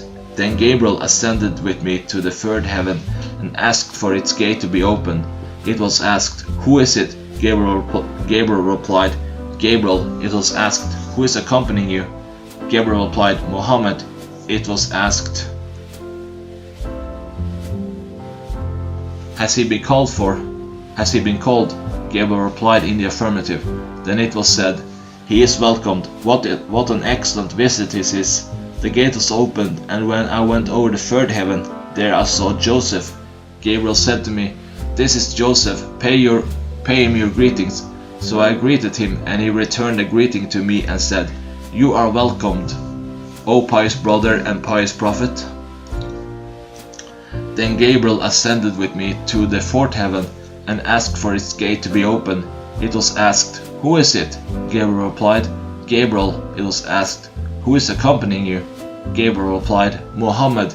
It was asked, "Has he been called?" Gabriel replied in the affirmative. Then it was said, "He is welcomed. What an excellent visit his is." The gate was opened, and when I went over the fourth heaven, there I saw Idris. Gabriel said to me, "This is Idris. Pay him your greetings." So I greeted him, and he returned the greeting to me and said, "You are welcomed, O pious brother and pious prophet." Then Gabriel ascended with me to the fifth heaven and asked for its gate to be opened. It was asked, "Who is it?" Gabriel replied, "Gabriel." It was asked, "Who is accompanying you?" Gabriel replied, "Muhammad." It was asked, "Has he been called?" Gabriel replied in the affirmative. Then it was said, "He is welcomed. What an excellent visit his is." So when I went over the fifth heaven, there I saw Harun, Aaron. Gabriel said to me, "This is Aaron. Pay him your greetings." I greeted him, and he returned the greeting to me and said, "You are welcomed, O pious brother and pious prophet." Then Gabriel ascended with me to the sixth heaven and asked for its gate to be opened. It was asked, "Who is it?" Gabriel replied, "Gabriel." It was asked, "Who is accompanying you?" Gabriel replied, "Muhammad." It was asked, "Has he been called?" Gabriel replied in the affirmative. It was said, "He is welcomed. What an excellent visit his is." When I went over the sixth heaven, there I saw Moses. Gabriel said to me, "This is Moses. Pay him your greeting." So I greeted him, and he returned the greetings to me and said, "You are welcomed, O pious brother and pious prophet." When I left him, Moses, he wept. Someone asked him, "What makes you weep?" Moses said, "I weep because after me there has been sent as prophet a young man whose followers will enter paradise in greater numbers than my followers."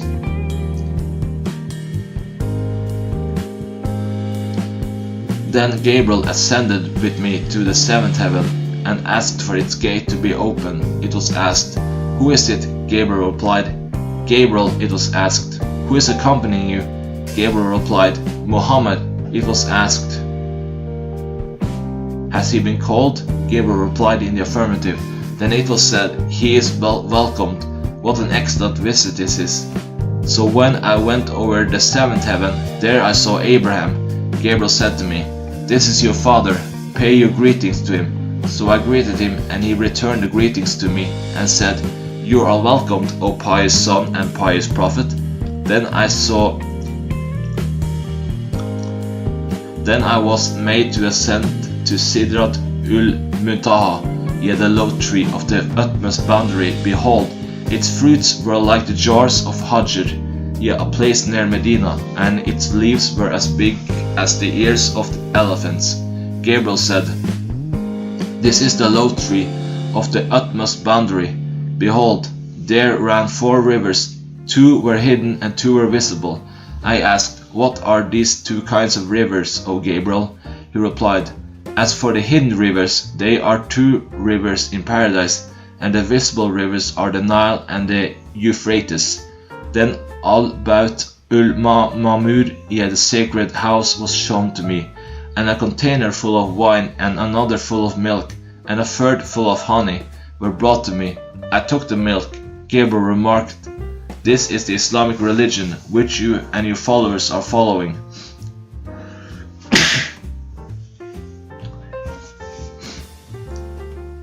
Then the prayers were enjoined on me. They were 50 prayers a day. When I returned, I passed by Moses, who asked me, what have you been ordered to do? I replied, I have been ordered to offer 50 prayers a day. Moses said, your followers cannot bear 50 prayers a day. And by Allah, I have tested people before you, and have tried my level best with Bani Israel in vain. Go back to your Lord and ask for reduction to lessen your followers' burden. So I went back, and Allah reduced 10 prayers for me. Then again I came to Moses, but he repeated the same as he had said before. Then again I went back to Allah, and he reduced 10 more prayers. When I came back to Moses, he said the same. I went back to Allah, and he ordered me to observe 10 prayers a day. When I came back to Moses, he repeated the same advice. So I went back to Allah and was ordered to observe 5 prayers a day. When I came back to Moses, he said, what have you been ordered? I replied, I have been ordered to observe 5 prayers a day. He said, your followers cannot bear 5 prayers a day, and no doubt I have gotten experience of the people before you, and I have tried my level best with Bani Israel. So go back to your Lord and ask for reduction to lessen your followers' burden. I said, I have requested so much of my Lord that I feel ashamed, but I am satisfied now and surrendered to Allah's order. When I left, I heard a voice saying, I have passed my order and have lessened the burden of my worshippers. Narrated Ibn Abbas, regarding the statement of Allah, and we granted the vision ascension to the heavens, which we made you see as an actual eyewitness, was only made as a trial for the people. 70-60. Ibn Abbas added, the sights which Allah's messenger was shown on the night journey when he was taken to Bayt ul-Maqdis, near Jerusalem, were actual sights, not dreams. And the cursed tree mentioned in the Quran is the tree of Sakum itself. Chapter 43. The deputation of the Ansaar to the Prophet Sas at Makkah, and the Al-Aqaba. Narrated Abdullah bin Ka'b, who was Ka'b's guide when Ka'b turned blind. I heard Ka'b bin Malik narrating when he remained behind, yet did not join the Prophet in the Ghazwa of Tabuk. Ibn Bukhari in his narration stated that Ka'b said, I witnessed the Al-Aqaba pledge of allegiance at night with the Prophet, when we jointly agreed to support Islam with all our efforts.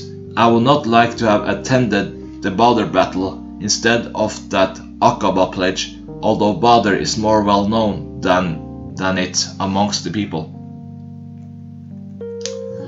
Narrated Jabir bin Abdullah.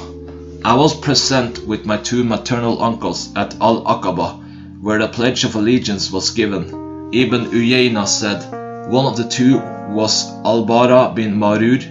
Narrated Jabir.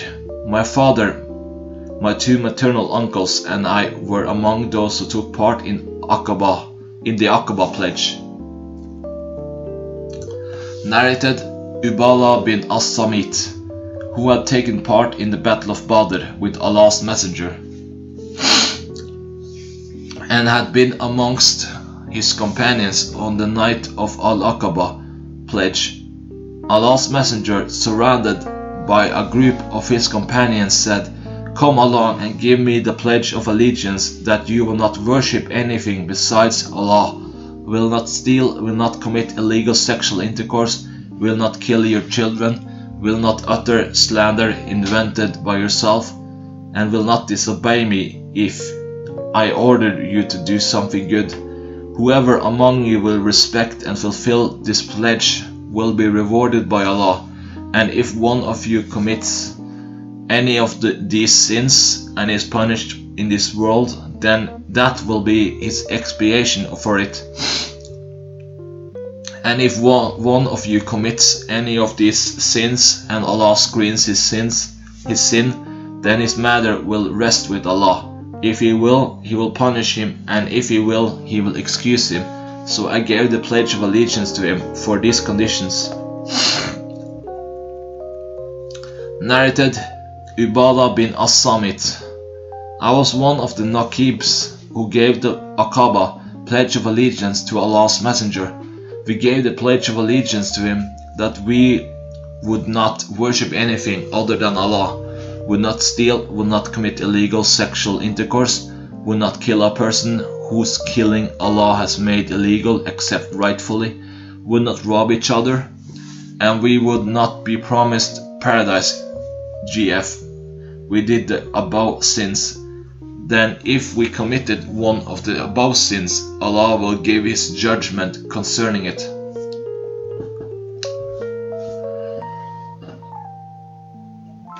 Chapter 44. Marriage of the Prophet Sahih with Aisha. Narrated Aisha.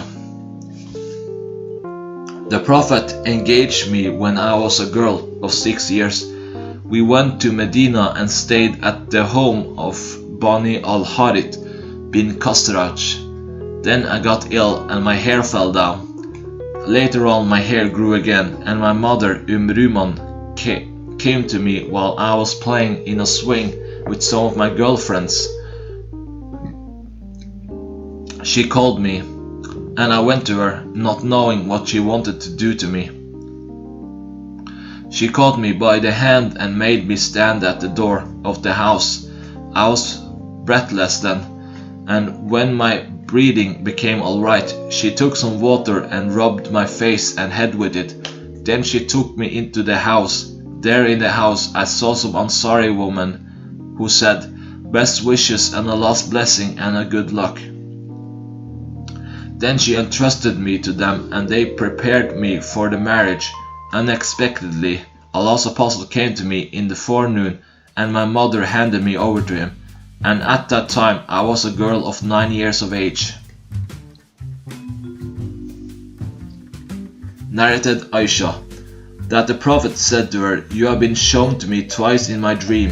I saw you pictured on a piece of silk, and someone said to me, 'This is your wife.' When I uncovered the picture, I saw that it was yours. I said, 'If this is from Allah, it will be done.'"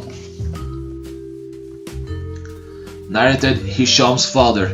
Khadija died 3 years before the Prophet departed to Medina. He stayed there for 2 years or so, and then he married Aisha when she was a girl of 6 years of age, and he consumed that marriage when she was 9 years old. Chapter 45. The emigration of the Prophet Sahih to Al-Medina. Narrated Abu Wa'il. We visited Kababa, who said, "We migrated with the Prophet for Allah's sake, so our reward became due, and sure with Allah, Some of us passed away without taking anything out of the rewards in this world, and one of them was Musab bin Umar, who was martyred on the day of the Battle of Uhud, leaving a striped woolen cloak. When we covered his head with it, his feet became naked, and when covered his feet, his head with it, his feet became naked, and when covered his feet, his head became naked. So Allah's Messenger ordered us to cover his head and put some idkir, a special kind of grass, on his feet. On the other hand, some of us have had their fruits ripened in this world, and they are collecting them. Narrated Umar, I heard a prophet saying, the reward of deeds depends on the intentions. So whoever emigrated for the worldly benefits or to marry a woman, his emigration was for that for which he emigrated. But whoever emigrated for the sake of Allah and His Apostle, his emigration is for Allah and His Apostle. Narrated Mujahid bin Jabir al-Makki. Abdullah bin Umar used to say, there is no more hijrah, migration, after the conquest of Mecca. Narrated Ata bin Abi Rabah. Ubayd bin Umar al-Laiti and I visited Aisha and asked her about the hijrah, migration, and she said, today there is no hijrah, emigration. A believer used to run away with his religion to Allah and His Apostle, lest he should be put to trial because of his religion. Today Allah has made Islam triumphant, and today a believer can worship his Lord wherever he likes. But the deeds that are still rewardable in place of emigration are jihad and good intentions. See Hadith number 42, volume 4. Narrated Aisha. Saad said, O Allah, you know that there is none against whom I am eager to fight more willingly for your cause than those people who disbelieved your apostle and drove him out of his city. O Allah, I think that you have ended the fight between us and them. Narrated Ibn Abbas. Allah's Messenger started receiving the divine inspiration at the age of 40. Then he stayed in Mecca for 13 years, receiving the divine revelation. Then he was ordered to migrate, and he lived as an emigrant for 10 years, and then died at the age of 63 years. Narrated Ibn Abbas.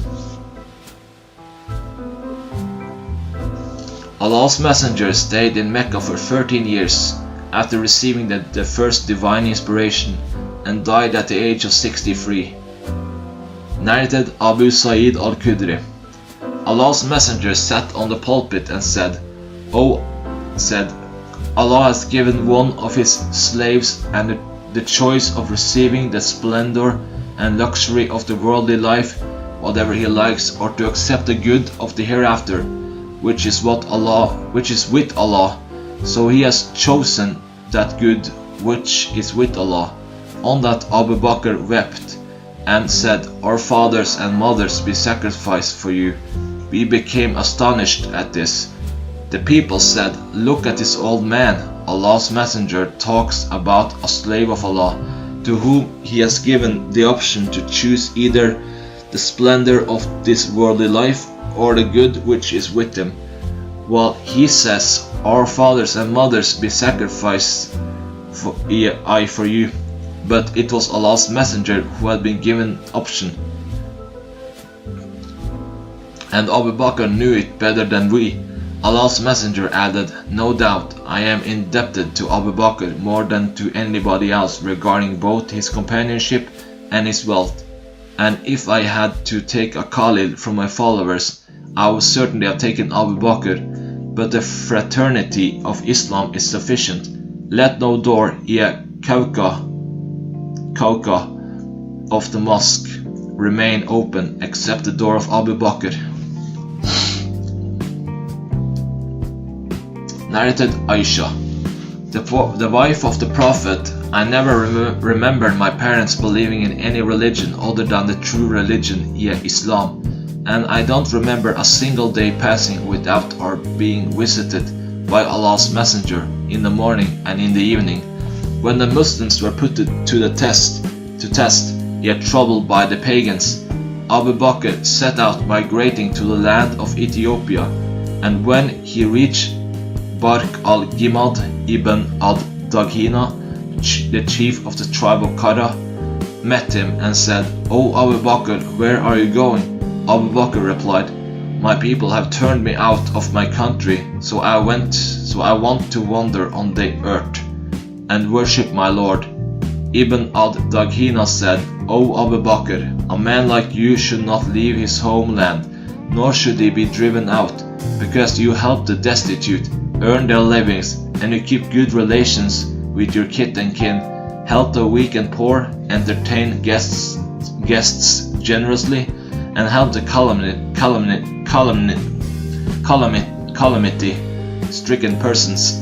Therefore, I am your protector. Go back and worship your Lord in your town." So Abu Bakr returned and Ibn al-Daghina accompanied him. In the evening, Ibn al-Daghina visited the nobles of Quraysh and said to them, "A man like Abu Bakr should not leave his homeland, nor should he be driven out. Do you, ye Quraysh, drive out a man who helps the destitute, earns the living, keeps good relations with his kith and kin, helps the weak and poor, entertains guests generously, and helps the calamity-stricken persons?"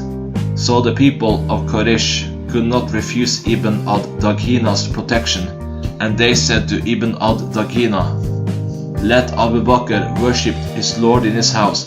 He can pray and recite there whatever he likes, but he should not hurt us with it, and should not do it publicly, because we are afraid that he may affect our women and children." Ibn al-Daghina told Abu Bakr of all that. Abu Bakr stayed in that state, worshipping his Lord in his house. He did not pray publicly, nor did he recite Quran outside his house. Then a thought occurred to Abu Bakr to build a mosque in front of his house, and there he used to pray and recite the Quran. The women and children of the pagans began to gather around him in great number. They used to wonder at him and look at him. Abu Bakr was a man who used to weep too much, and he could not help weeping on reciting the Quran. That situation scared the nobles of the pagans of Quraysh, so they sent for Ibn al-Daghina. When he came to them, they said, "We accepted your protection of Abu Bakr on condition that he should worship his Lord in his house, but he has violated the conditions, and he has built a mosque in front of his house, where he prays and recites the Quran publicly. We are now afraid that he may affect our women and children unfavorably, so prevent him from that. If he likes to continue the worship of his Lord to his house, he may do so, but if he insists on doing that openly, ask him to release you from your obligation to protect him, for we dislike to break our pact with you. But we deny Abu Bakr the right to announce his act publicly." Ibn al-Daghina went to Abu Bakr and said, "O Abu Bakr, you know well what contract I have made on your behalf. Now you are either to abide by it or else release me from my obligation of protecting you, because I do not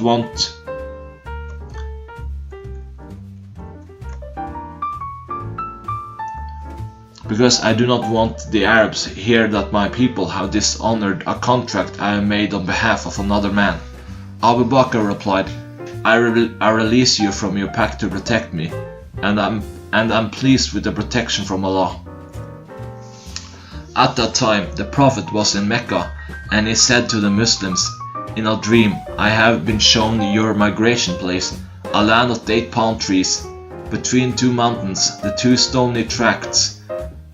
So some people migrated to Medina, and most of those people who had previously migrated to the land of Ethiopia returned to Medina.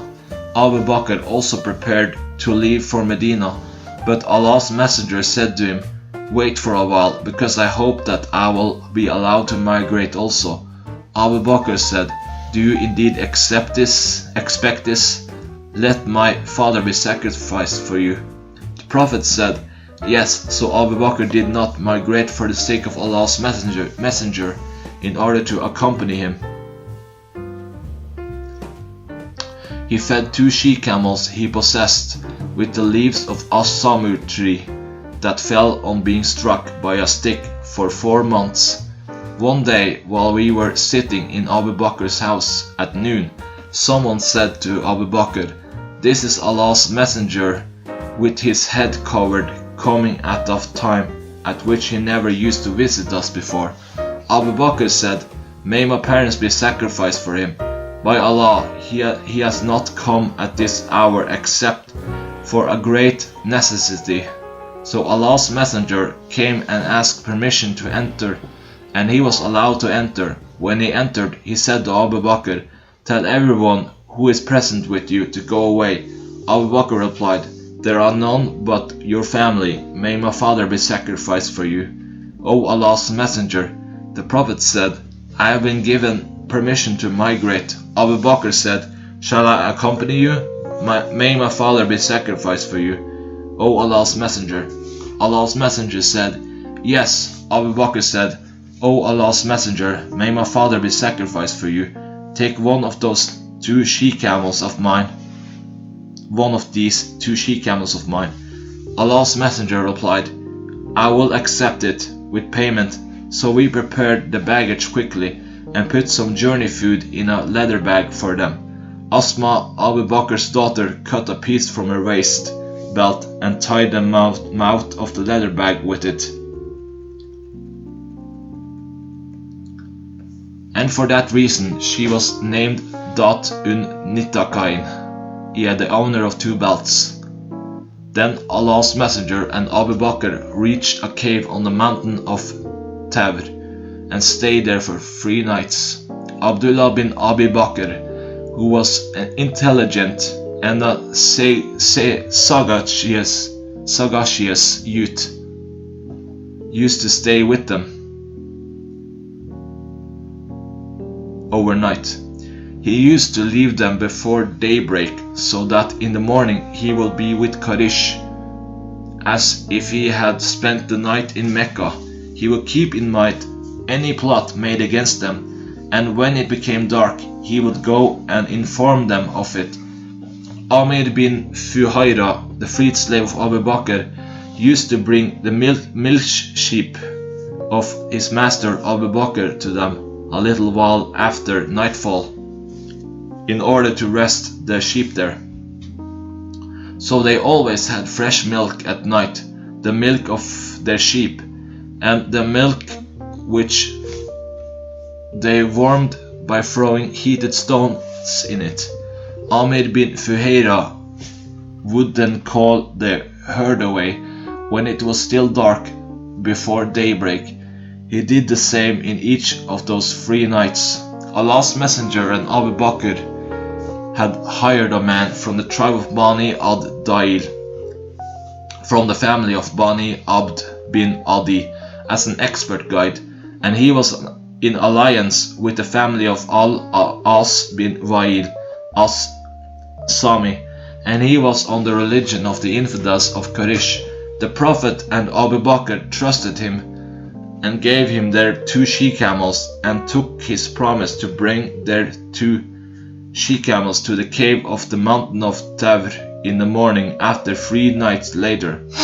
And when they set out, Amir bin Fuhayra and the guide went along with them, and the guide led them along the seashore.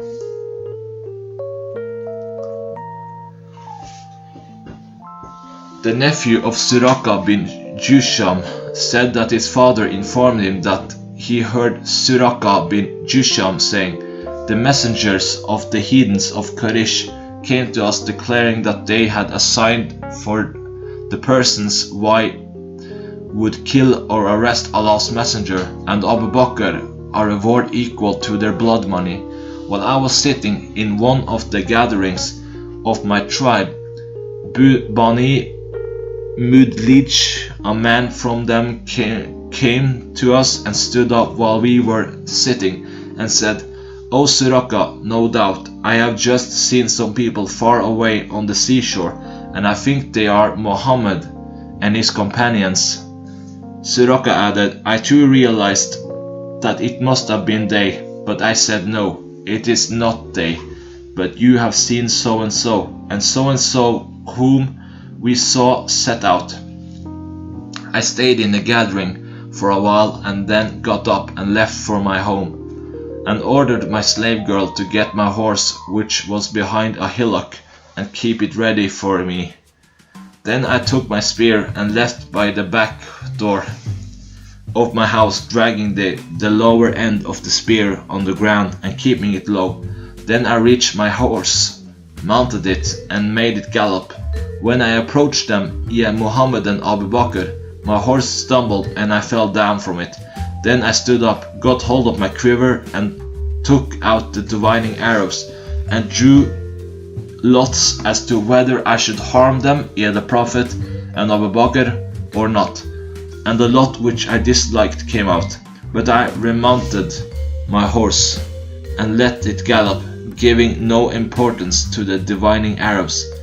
When I heard the recitation of the Quran by Allah's Messenger, who did not look hither and thither, while Abu Bakr was doing it often, suddenly the forelegs of my horse sank into the ground up to the knees, and I fell down from it. Then I rebuked it, and it got up, but could hardly take out its forelegs from the ground. And when it stood up straight again, its forelegs caused dust to rise up in the sky like smoke. Then again I drew lots with the divining arrows, and the lot which I disliked came out. So I called upon them to feel secure. They stopped, and I remounted my horse and went to them. When I saw how I had been hampered from harming them, it came to my mind that the cause of Allah's Messenger, Islam, will become victorious.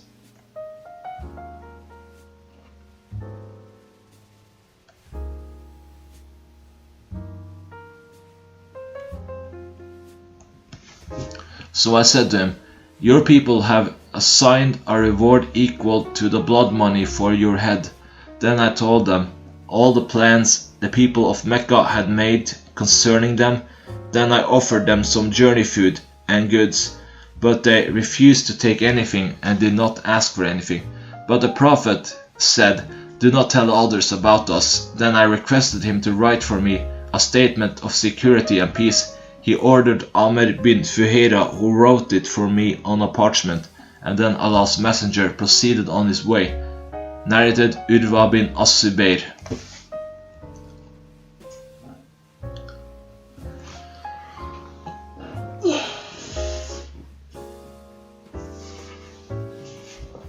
Allah's Messenger met As-Subayr in a caravan of Muslim merchants who were returning from Sham.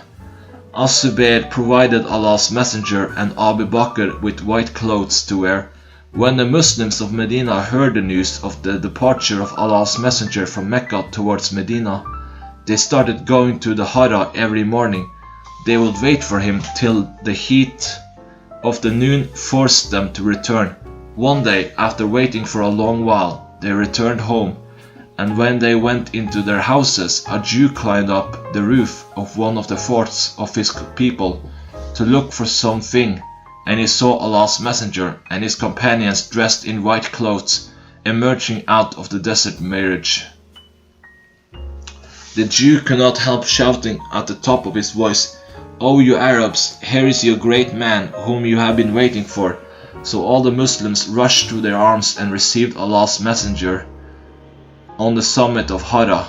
The Prophet turned with them to the right and alighted at the quarters of Bani Amr bin Auf, and this was on Monday in the month of Rabi'ul Awal.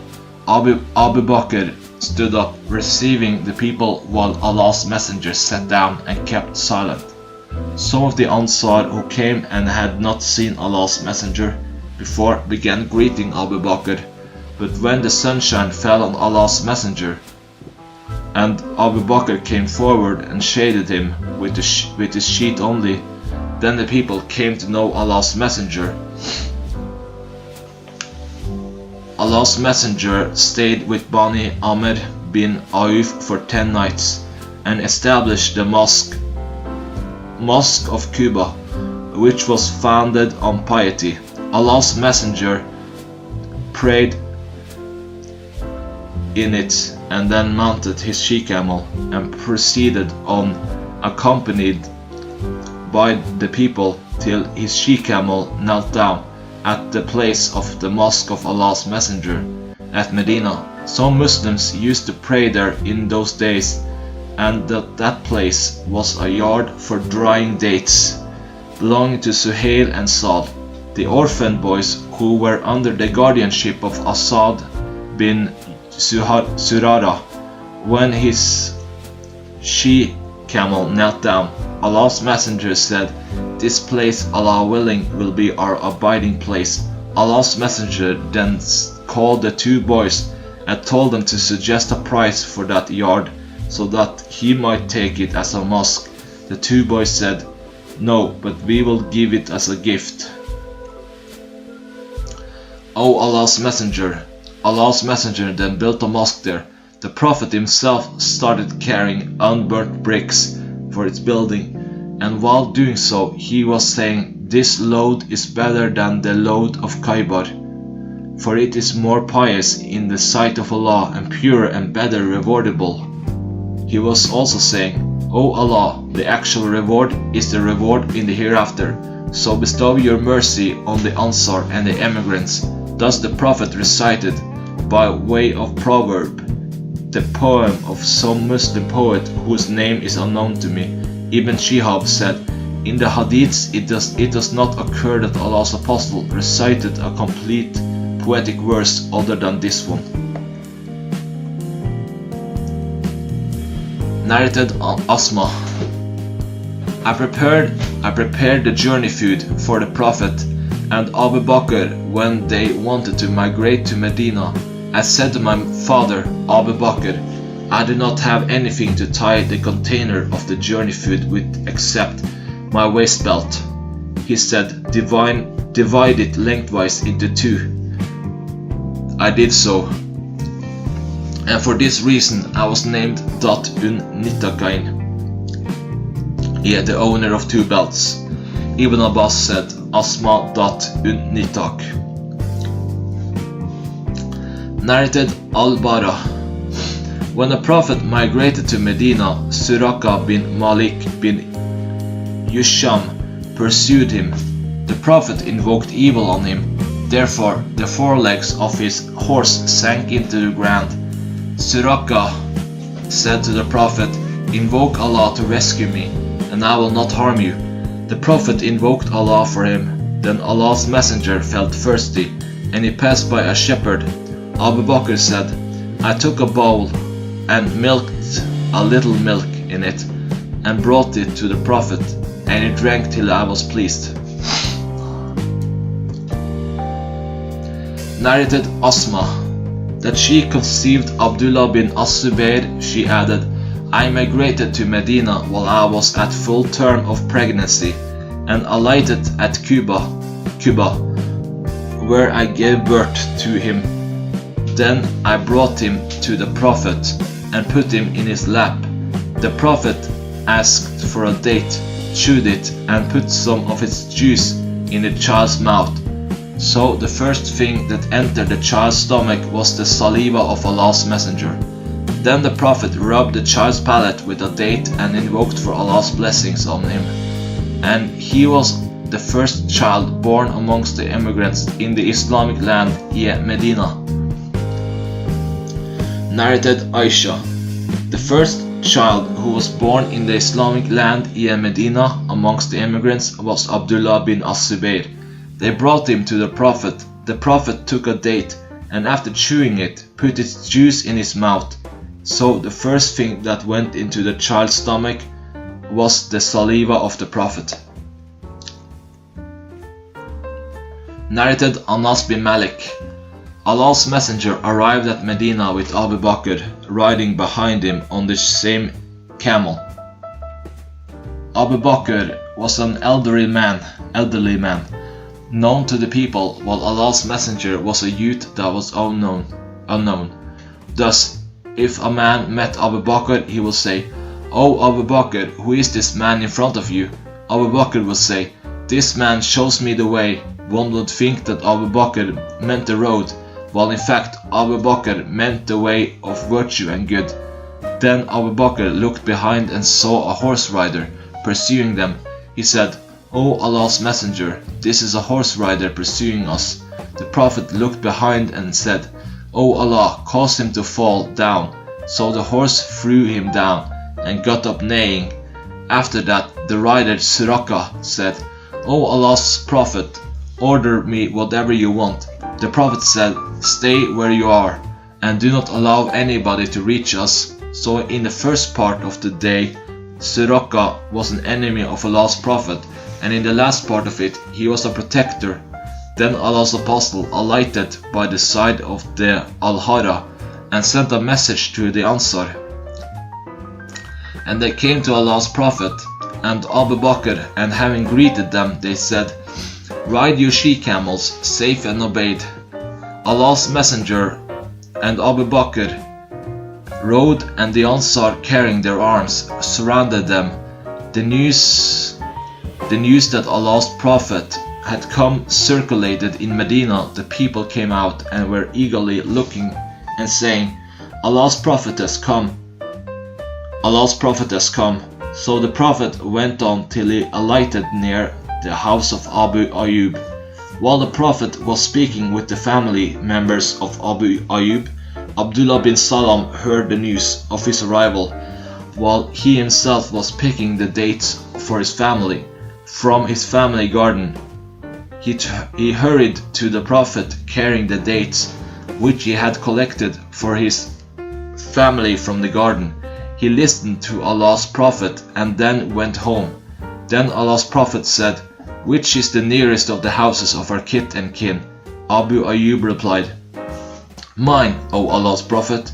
This is my house and this is my gate." The Prophet said, "Go and prepare a place for our midday rest." Abu Ayyub said, "Get up both of you with Allah's blessings." So when Allah's Prophet went into the house, Abdullah bin Salam came and said, "I testify that you, ye Muhammad, are apostle of Allah, and that you have come with the truth. The Jews know well that I am their chief, and the son of their chief, and the most learned amongst them, and the son of the most learned amongst them. So send for them, ye Jews, and ask them about me, before they know that I have embraced Islam. For if they know that, they will say about me things which are not correct." So Allah's Messenger sent for them, and they came and entered. Allah's Messenger said to them, "O the group of Jews, woe to you, be afraid of Allah. By Allah, except whom none has the right to be worshipped. You people know for certain that I am apostle of Allah, and that I have come to you with the truth, so embrace Islam." The Jews replied, "We do not know this." So they said this to the Prophet, and he repeated it thrice. Then he said, "What sort of a man is Abdullah bin Salam amongst you?" They said, "He is our chief, and the son of our chief, and the most learned man, and the son of the most learned amongst us." He said, What would you think if he should embrace Islam?" They said, "Allah forbid, he cannot embrace Islam." He said, "What would you think if he should embrace Islam?" They said, "Allah forbid, he cannot embrace Islam." He said, "What would you think if he should embrace Islam?" They said, "Allah forbid, he cannot embrace Islam." He said, "O Ibn Salam, come out to them." He came out and said, "O the group of Jews, be afraid of Allah, except whom none has the right to be worshipped. You know for certain that he is apostle of Allah, that he has brought a true religion." They said, "You tell a lie." On that Allah's Messenger turned them out. Narrated Ibn Umar. Umar bin al-Khattab fixed a grant of 4,000 dirhams for every early immigrant, muhajir, and fixed a grant of 3,500 dirhams only for Ibn Umar. Somebody said to Umar, "Ibn Umar is also one of the early immigrants.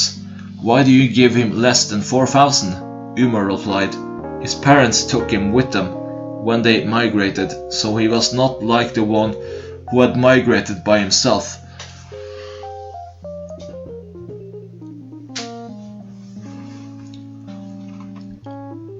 Narrated Khabab. We migrated with Allah's Messenger. See Hadith number 253 below. Narrated Khabab. We migrated with Allah's Messenger, seeking Allah's contentedness. So our rewards became due, and sure with Allah, some of us passed away without eating anything of their rewards in this world. One of these was Musab bin Umar, who was martyred on the day of the Battle of Uhud. We did not find anything to shroud his body with except a striped cloak. When we covered his head with it, his feet remained uncovered, and when we covered his feet with it, his head remained uncovered. So Allah's apostle ordered us to cover his head with it, and put some idkir, a kind of grass, over his feet. And there are some amongst us whose fruits have ripened, and they are collecting them, yet they have received their rewards in this world.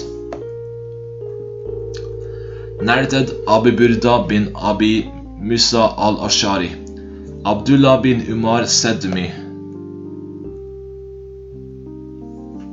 do you know what my father said to your father once? I said, no. He said, my father said to your father, O Abu Musa, will it please you that we will be rewarded for our conversion to Islam with Allah's Messenger, and our migration with him, and our jihad with him, and all our good deeds which we did with him, and that all the deeds we did after his death will be disregarded, whether good or bad?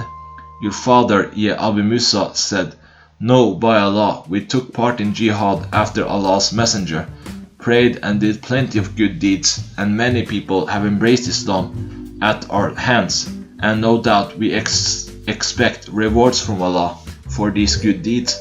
On that my father, Umar, said, as for myself, by him in whose hand my Umar's soul is, I wish that the deeds done by us at the time of the Prophet remained rewardable, while whatsoever we did after the death of the Prophet be enough to save us from punishment, in that the good deeds compensate for the bad ones. On that I said to Ibn Umar, by Allah, your father was better than my father. Narrated Abu Uthman. I heard that Ibn Umar used to become angry if someone mentioned that he had migrated before his father Umar, and he used to say, Umar and I came to Allah's Messenger and found him having his midday rest, so we returned home. Then Umar sent me again to the Prophet and said, go and see whether he is awake. I went to him and entered his place and gave him the pledge of allegiance. Then I went back to Umar and informed him that the Prophet was awake. So we both went, running slowly, and when Umar entered his place, he gave him the pledge of allegiance, and thereafter I too gave him the pledge of allegiance. Narrated Al-Bara. Abu Bakr bought a camel's saddle from Asib, and I carried it for him. Asib, my father, asked Abu Bakr regarding the journey of the migration of Allah's Messenger. Abu Bakr said, close observers were appointed by our enemies to watch us, so we went out at night and traveled throughout the night, and the following day till it was noon. Then we perceived a rock and went towards it, and there was some shade under it. It spread a cloak I had with me for Allah's Messenger, and then the Prophet laid on it. I went out to guard him, and all of a sudden I saw a shepherd coming with his sheep looking for the shade of the rock, as we did. I asked him, O boy, to whom do you belong? He replied, I belong to so and so. I asked him, is there some milk in your sheep? He replied in the affirmative. I asked him, "Will you milk?" He replied in the affirmative. Then he got hold of one of his sheep. I said to him, "Remove the dust from its udder." Then he milked a little milk. I had a water skin with me, which was tied with a piece of cloth. I had prepared the water skin for Allah's messenger, so I poured some water over the milk container till its bottom became cold. Then I brought the milk to the Prophet and said, "Drink, O Allah's messenger." Allah's messenger drank till I became pleased. Then we departed and the pursuers were following us.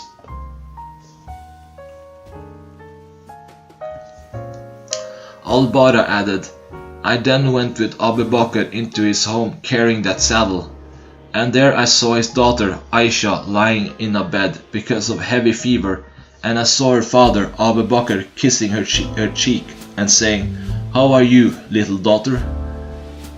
Narrated Anas, the servant of the Prophet. When the Prophet arrived at Medina, there was not a single companion of the Prophet who had grey and black hair except Abu Bakr, and he dyed his hair with henna and katam, plants used for dyeing hair. Through another group of narrators, Anas bin Malik said, when the Prophet arrived at Medina, the eldest amongst his companions was Abu Bakr. He dyed his hair with henna and katam till it became of dark red color. Narrate Aisha. Abu Bakr married a woman from the tribe of Bani Kalb called Bakr. When Abu Bakr migrated to Medina, he divorced her and she was married by her cousin. The poet who said the following poem lamenting the infidels of Quraysh, what is there kept in the well of Badr, the owners of the trays of roasted camel humps?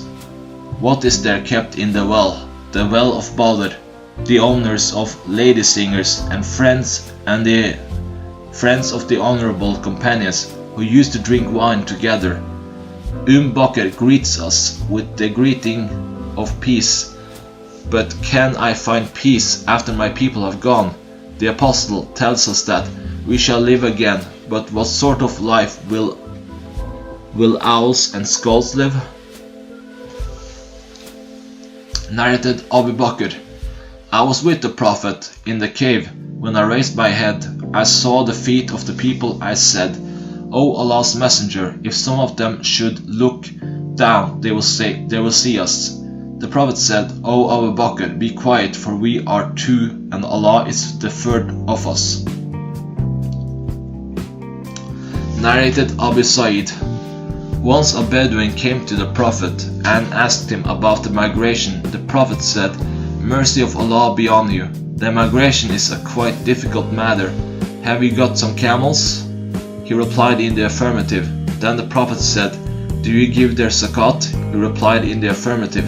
The Prophet said, Do you let others benefit by their milk gratis? He replied in the affirmative.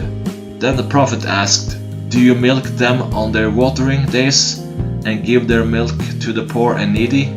He replied in the affirmative. The Prophet said, Go on doing like this from beyond the seas, and there is no doubt that Allah will not overlook any of your good deeds. Chapter 46. The arrival of the Prophet Sauce at Al-Madinah. Narrated Al-Bara. The first people who came to us in Medina were Musab bin Umar and Ibn Maktum.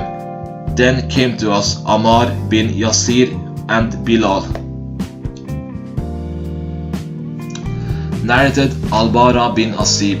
The first people who came to us in Medina were Musab bin Umar and Ibn Maktum, who were teaching Quran to the people. Then there came Bilal, Saad, and Ammar bin Yasir. After that, Umar bin Al-Khattab came along with 20 other companions of the Prophet. Later on, the Prophet himself to Medina, and I had never seen the people of Medina so joyful as they were on the arrival of Allah's apostle, for even the slave girls were saying, Allah's messenger has arrived, and before his arrival I had read the surah starting with Glorify the name of your Lord, the Most High, 871, together with other surahs of Al-Mufassal.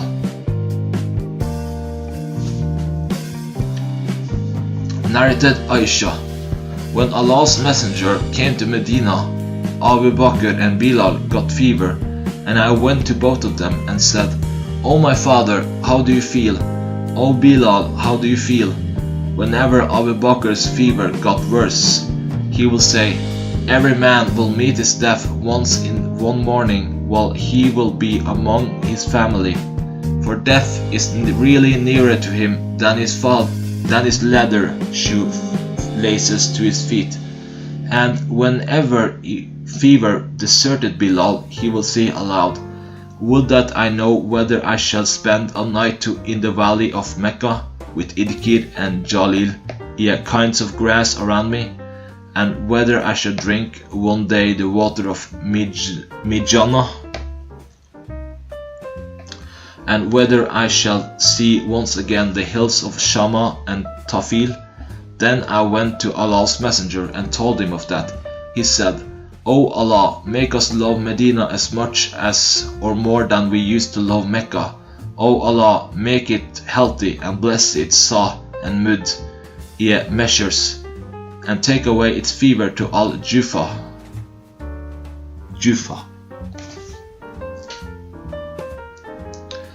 Narrated Ubaydullah bin Ad bin Yair.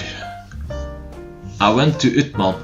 After reciting Tashahhud, he said, then after no doubt, Allah sent Muhammad with the truth, and I was amongst those who responded to the call of Allah and His Prophet, and believed in the message of Muhammad, then took part in the 2 migrations. I became the son-in-law of Allah's messenger, and gave the pledge of allegiance to him by Allah.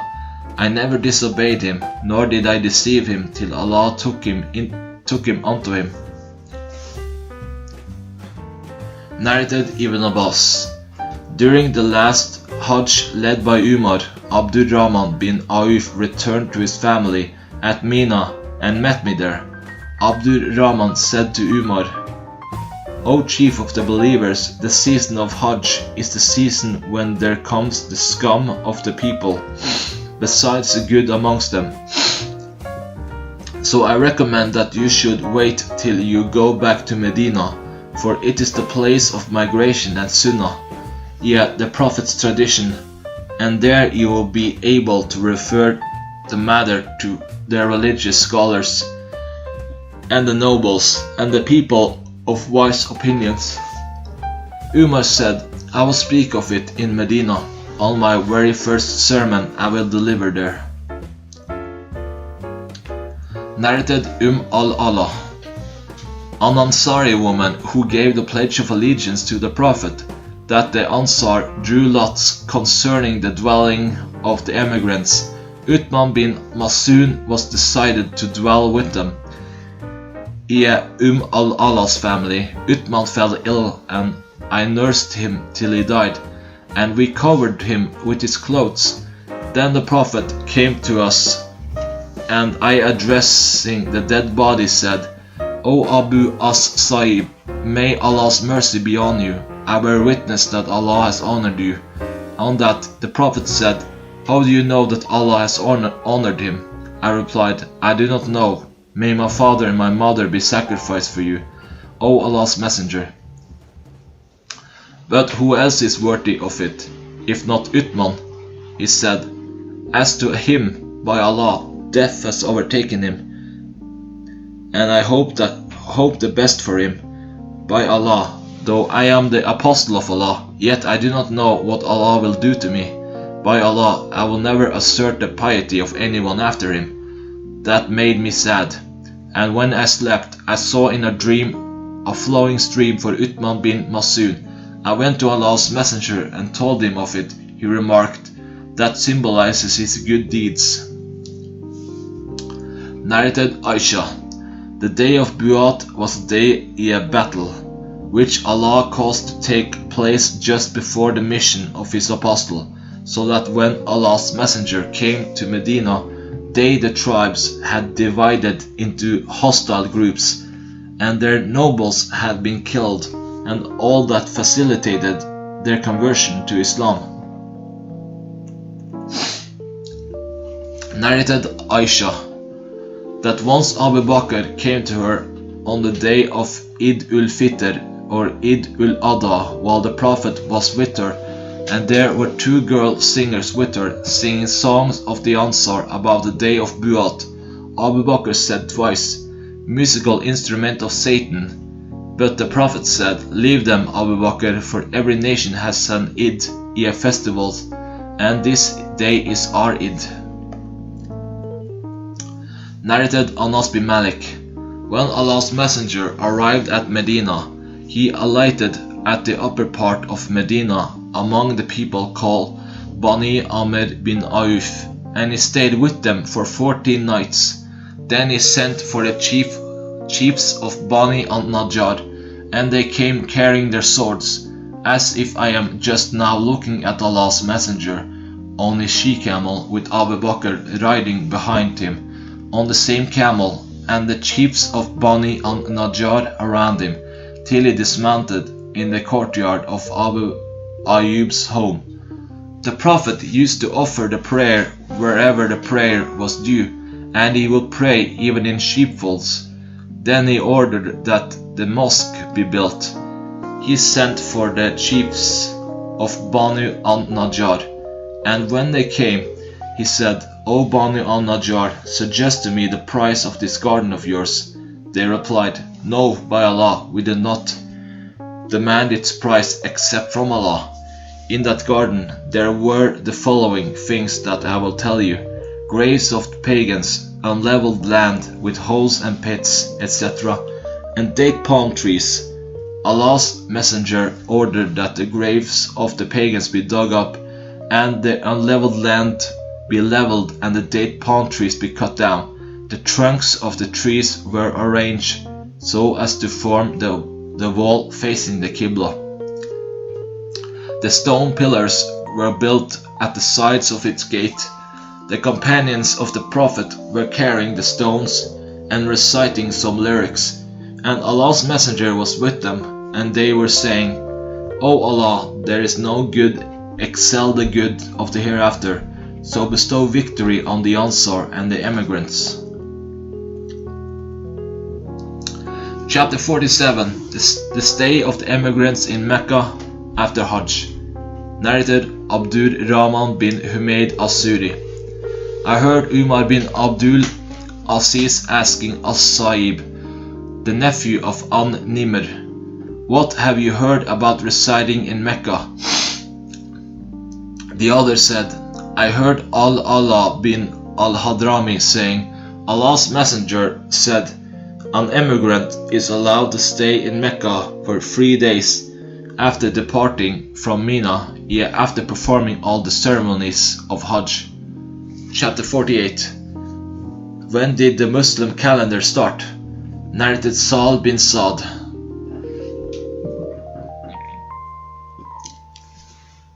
The Prophet's companions did not take as a starting date for the Muslim calendar the day the Prophet had been sent as an apostle or the day of his death, but the day of his arrival at Medina. Narrated Aisha.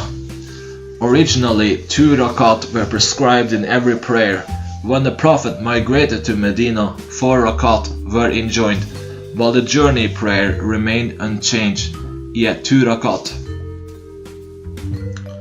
Chapter 49. O Allah, complete the emigration of my companions. Narrated Sa'd bin Malik.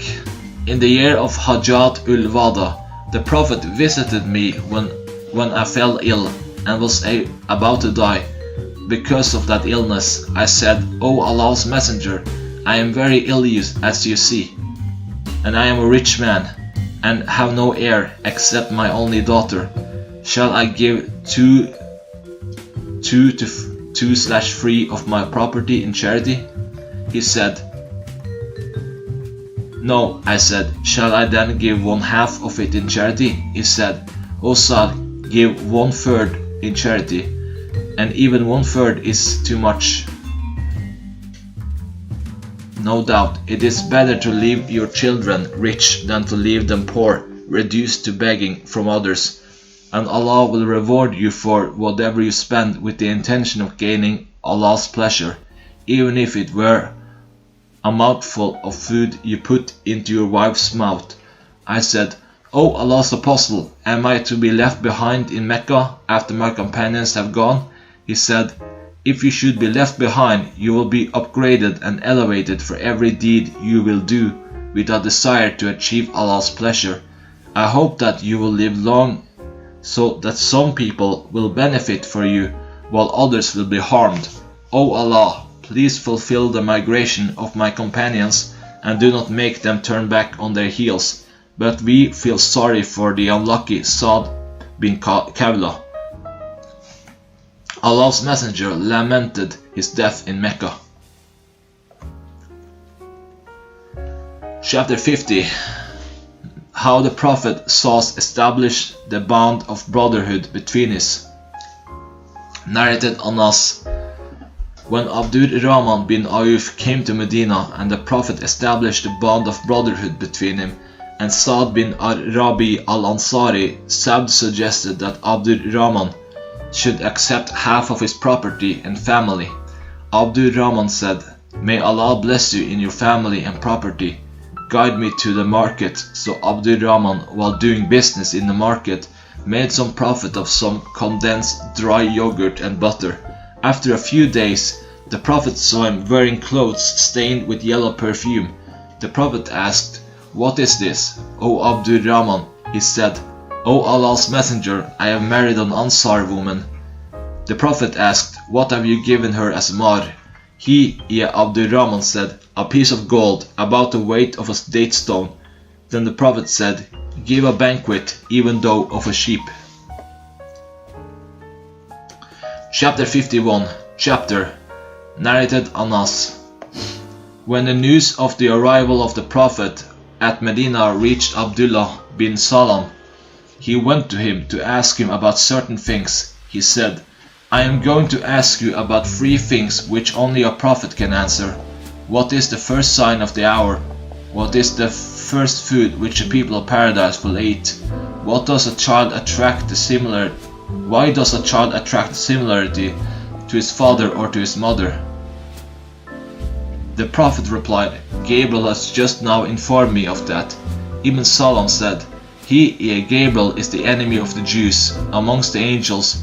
The Prophet said, As for the first sign of the hour, it will be a fire that will collect the people from the east to the west. As for the first meal which people of paradise will eat, it will be the caudates, extra lobe of the fish liver.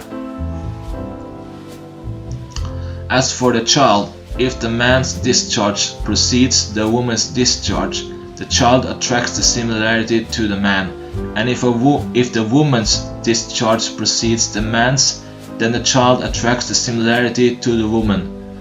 On this, Abdullah bin Salam said, I testify that none has the right to be worshipped except Allah, and that you are the messenger of Allah, and added, O Allah's Messenger, Jews invent such lies as make one astonished, so please ask them about me before they know about my conversion to Islam. The Jews came, and the Prophet said, What kind of man is Abdullah bin Salam among you? They replied, The best of us, and the son of the best of us, and the most superior among us, and the son of the most superior among us. The Prophet said, What would you think if Abdullah bin Salam should embrace Islam? They said, May Allah protect him from that. The Prophet repeated his question, and they gave the same answer. Then Abdullah came out to them and said, I testify that none has the right to be worshipped except Allah, and that Muhammad is the messenger of Allah. On this the Jews said, he is the most wicked among us, and the son of the most wicked among us, so they degraded him. On this, he, Abdullah bin Salam, said, It is this that I was afraid of, O Allah's Messenger.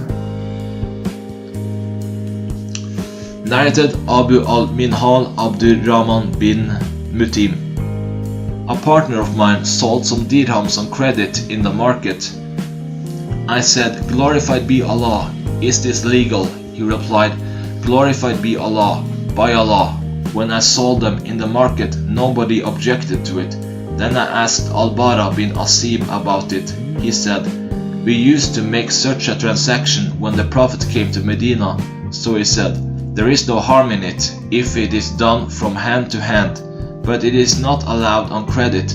Go to Zayd bin al-Arqam and ask him about it, for he was the greatest trader of all of us. So I asked Zayd bin al-Arqam, and he said the same as Al-Bara did. Chapter 52. The coming of the Jews to the Prophet Sauce on his arrival at Al-Madinah.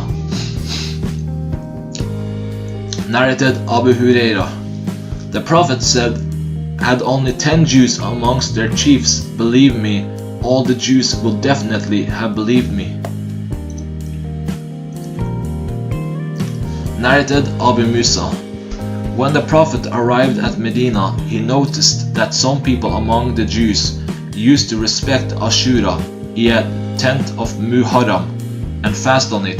The Prophet then said, We have more right to observe fast on this day, and ordered that fasting should be observed on it. Narrated Ibn Abbas. When the Prophet arrived at Medina, he found that the Jews observed fast on the day of Ashura. They were asked the reason for the fast. They replied, This is a day when Allah caused Moses and the children of Israel to have victory over Pharaoh. So we fast on this day as a sign of glorifying it. Allah's Messenger said, We are closer to Moses than you. Then he ordered that fasting on this day should be observed. Narrated Abdullah bin Abbas. The Prophet used to keep his hair falling loose, while the pagans used to part their hair, and the people of the scriptures used to keep their hair falling loose. And the Prophet liked to follow the people of the scriptures in matters about which he had not been instructed differently. But later on, the Prophet started parting his hair. Narrated Ibn Abbas. They, the people of the scriptures, divided this scripture into parts, believing in some portions of it and disbelieving the others. See 1591. Chapter 53. The conversion of Salman al-Farisi to Islam. Narrated Salman al-Farisi, that he was sold as a slave by one master to another for more than 10 times, between 13 and 19. Narrated Salman, I am from Ram Hurmus, a Persian town. Narrated Salman, the interval between Jesus and Muhammad was 600 years.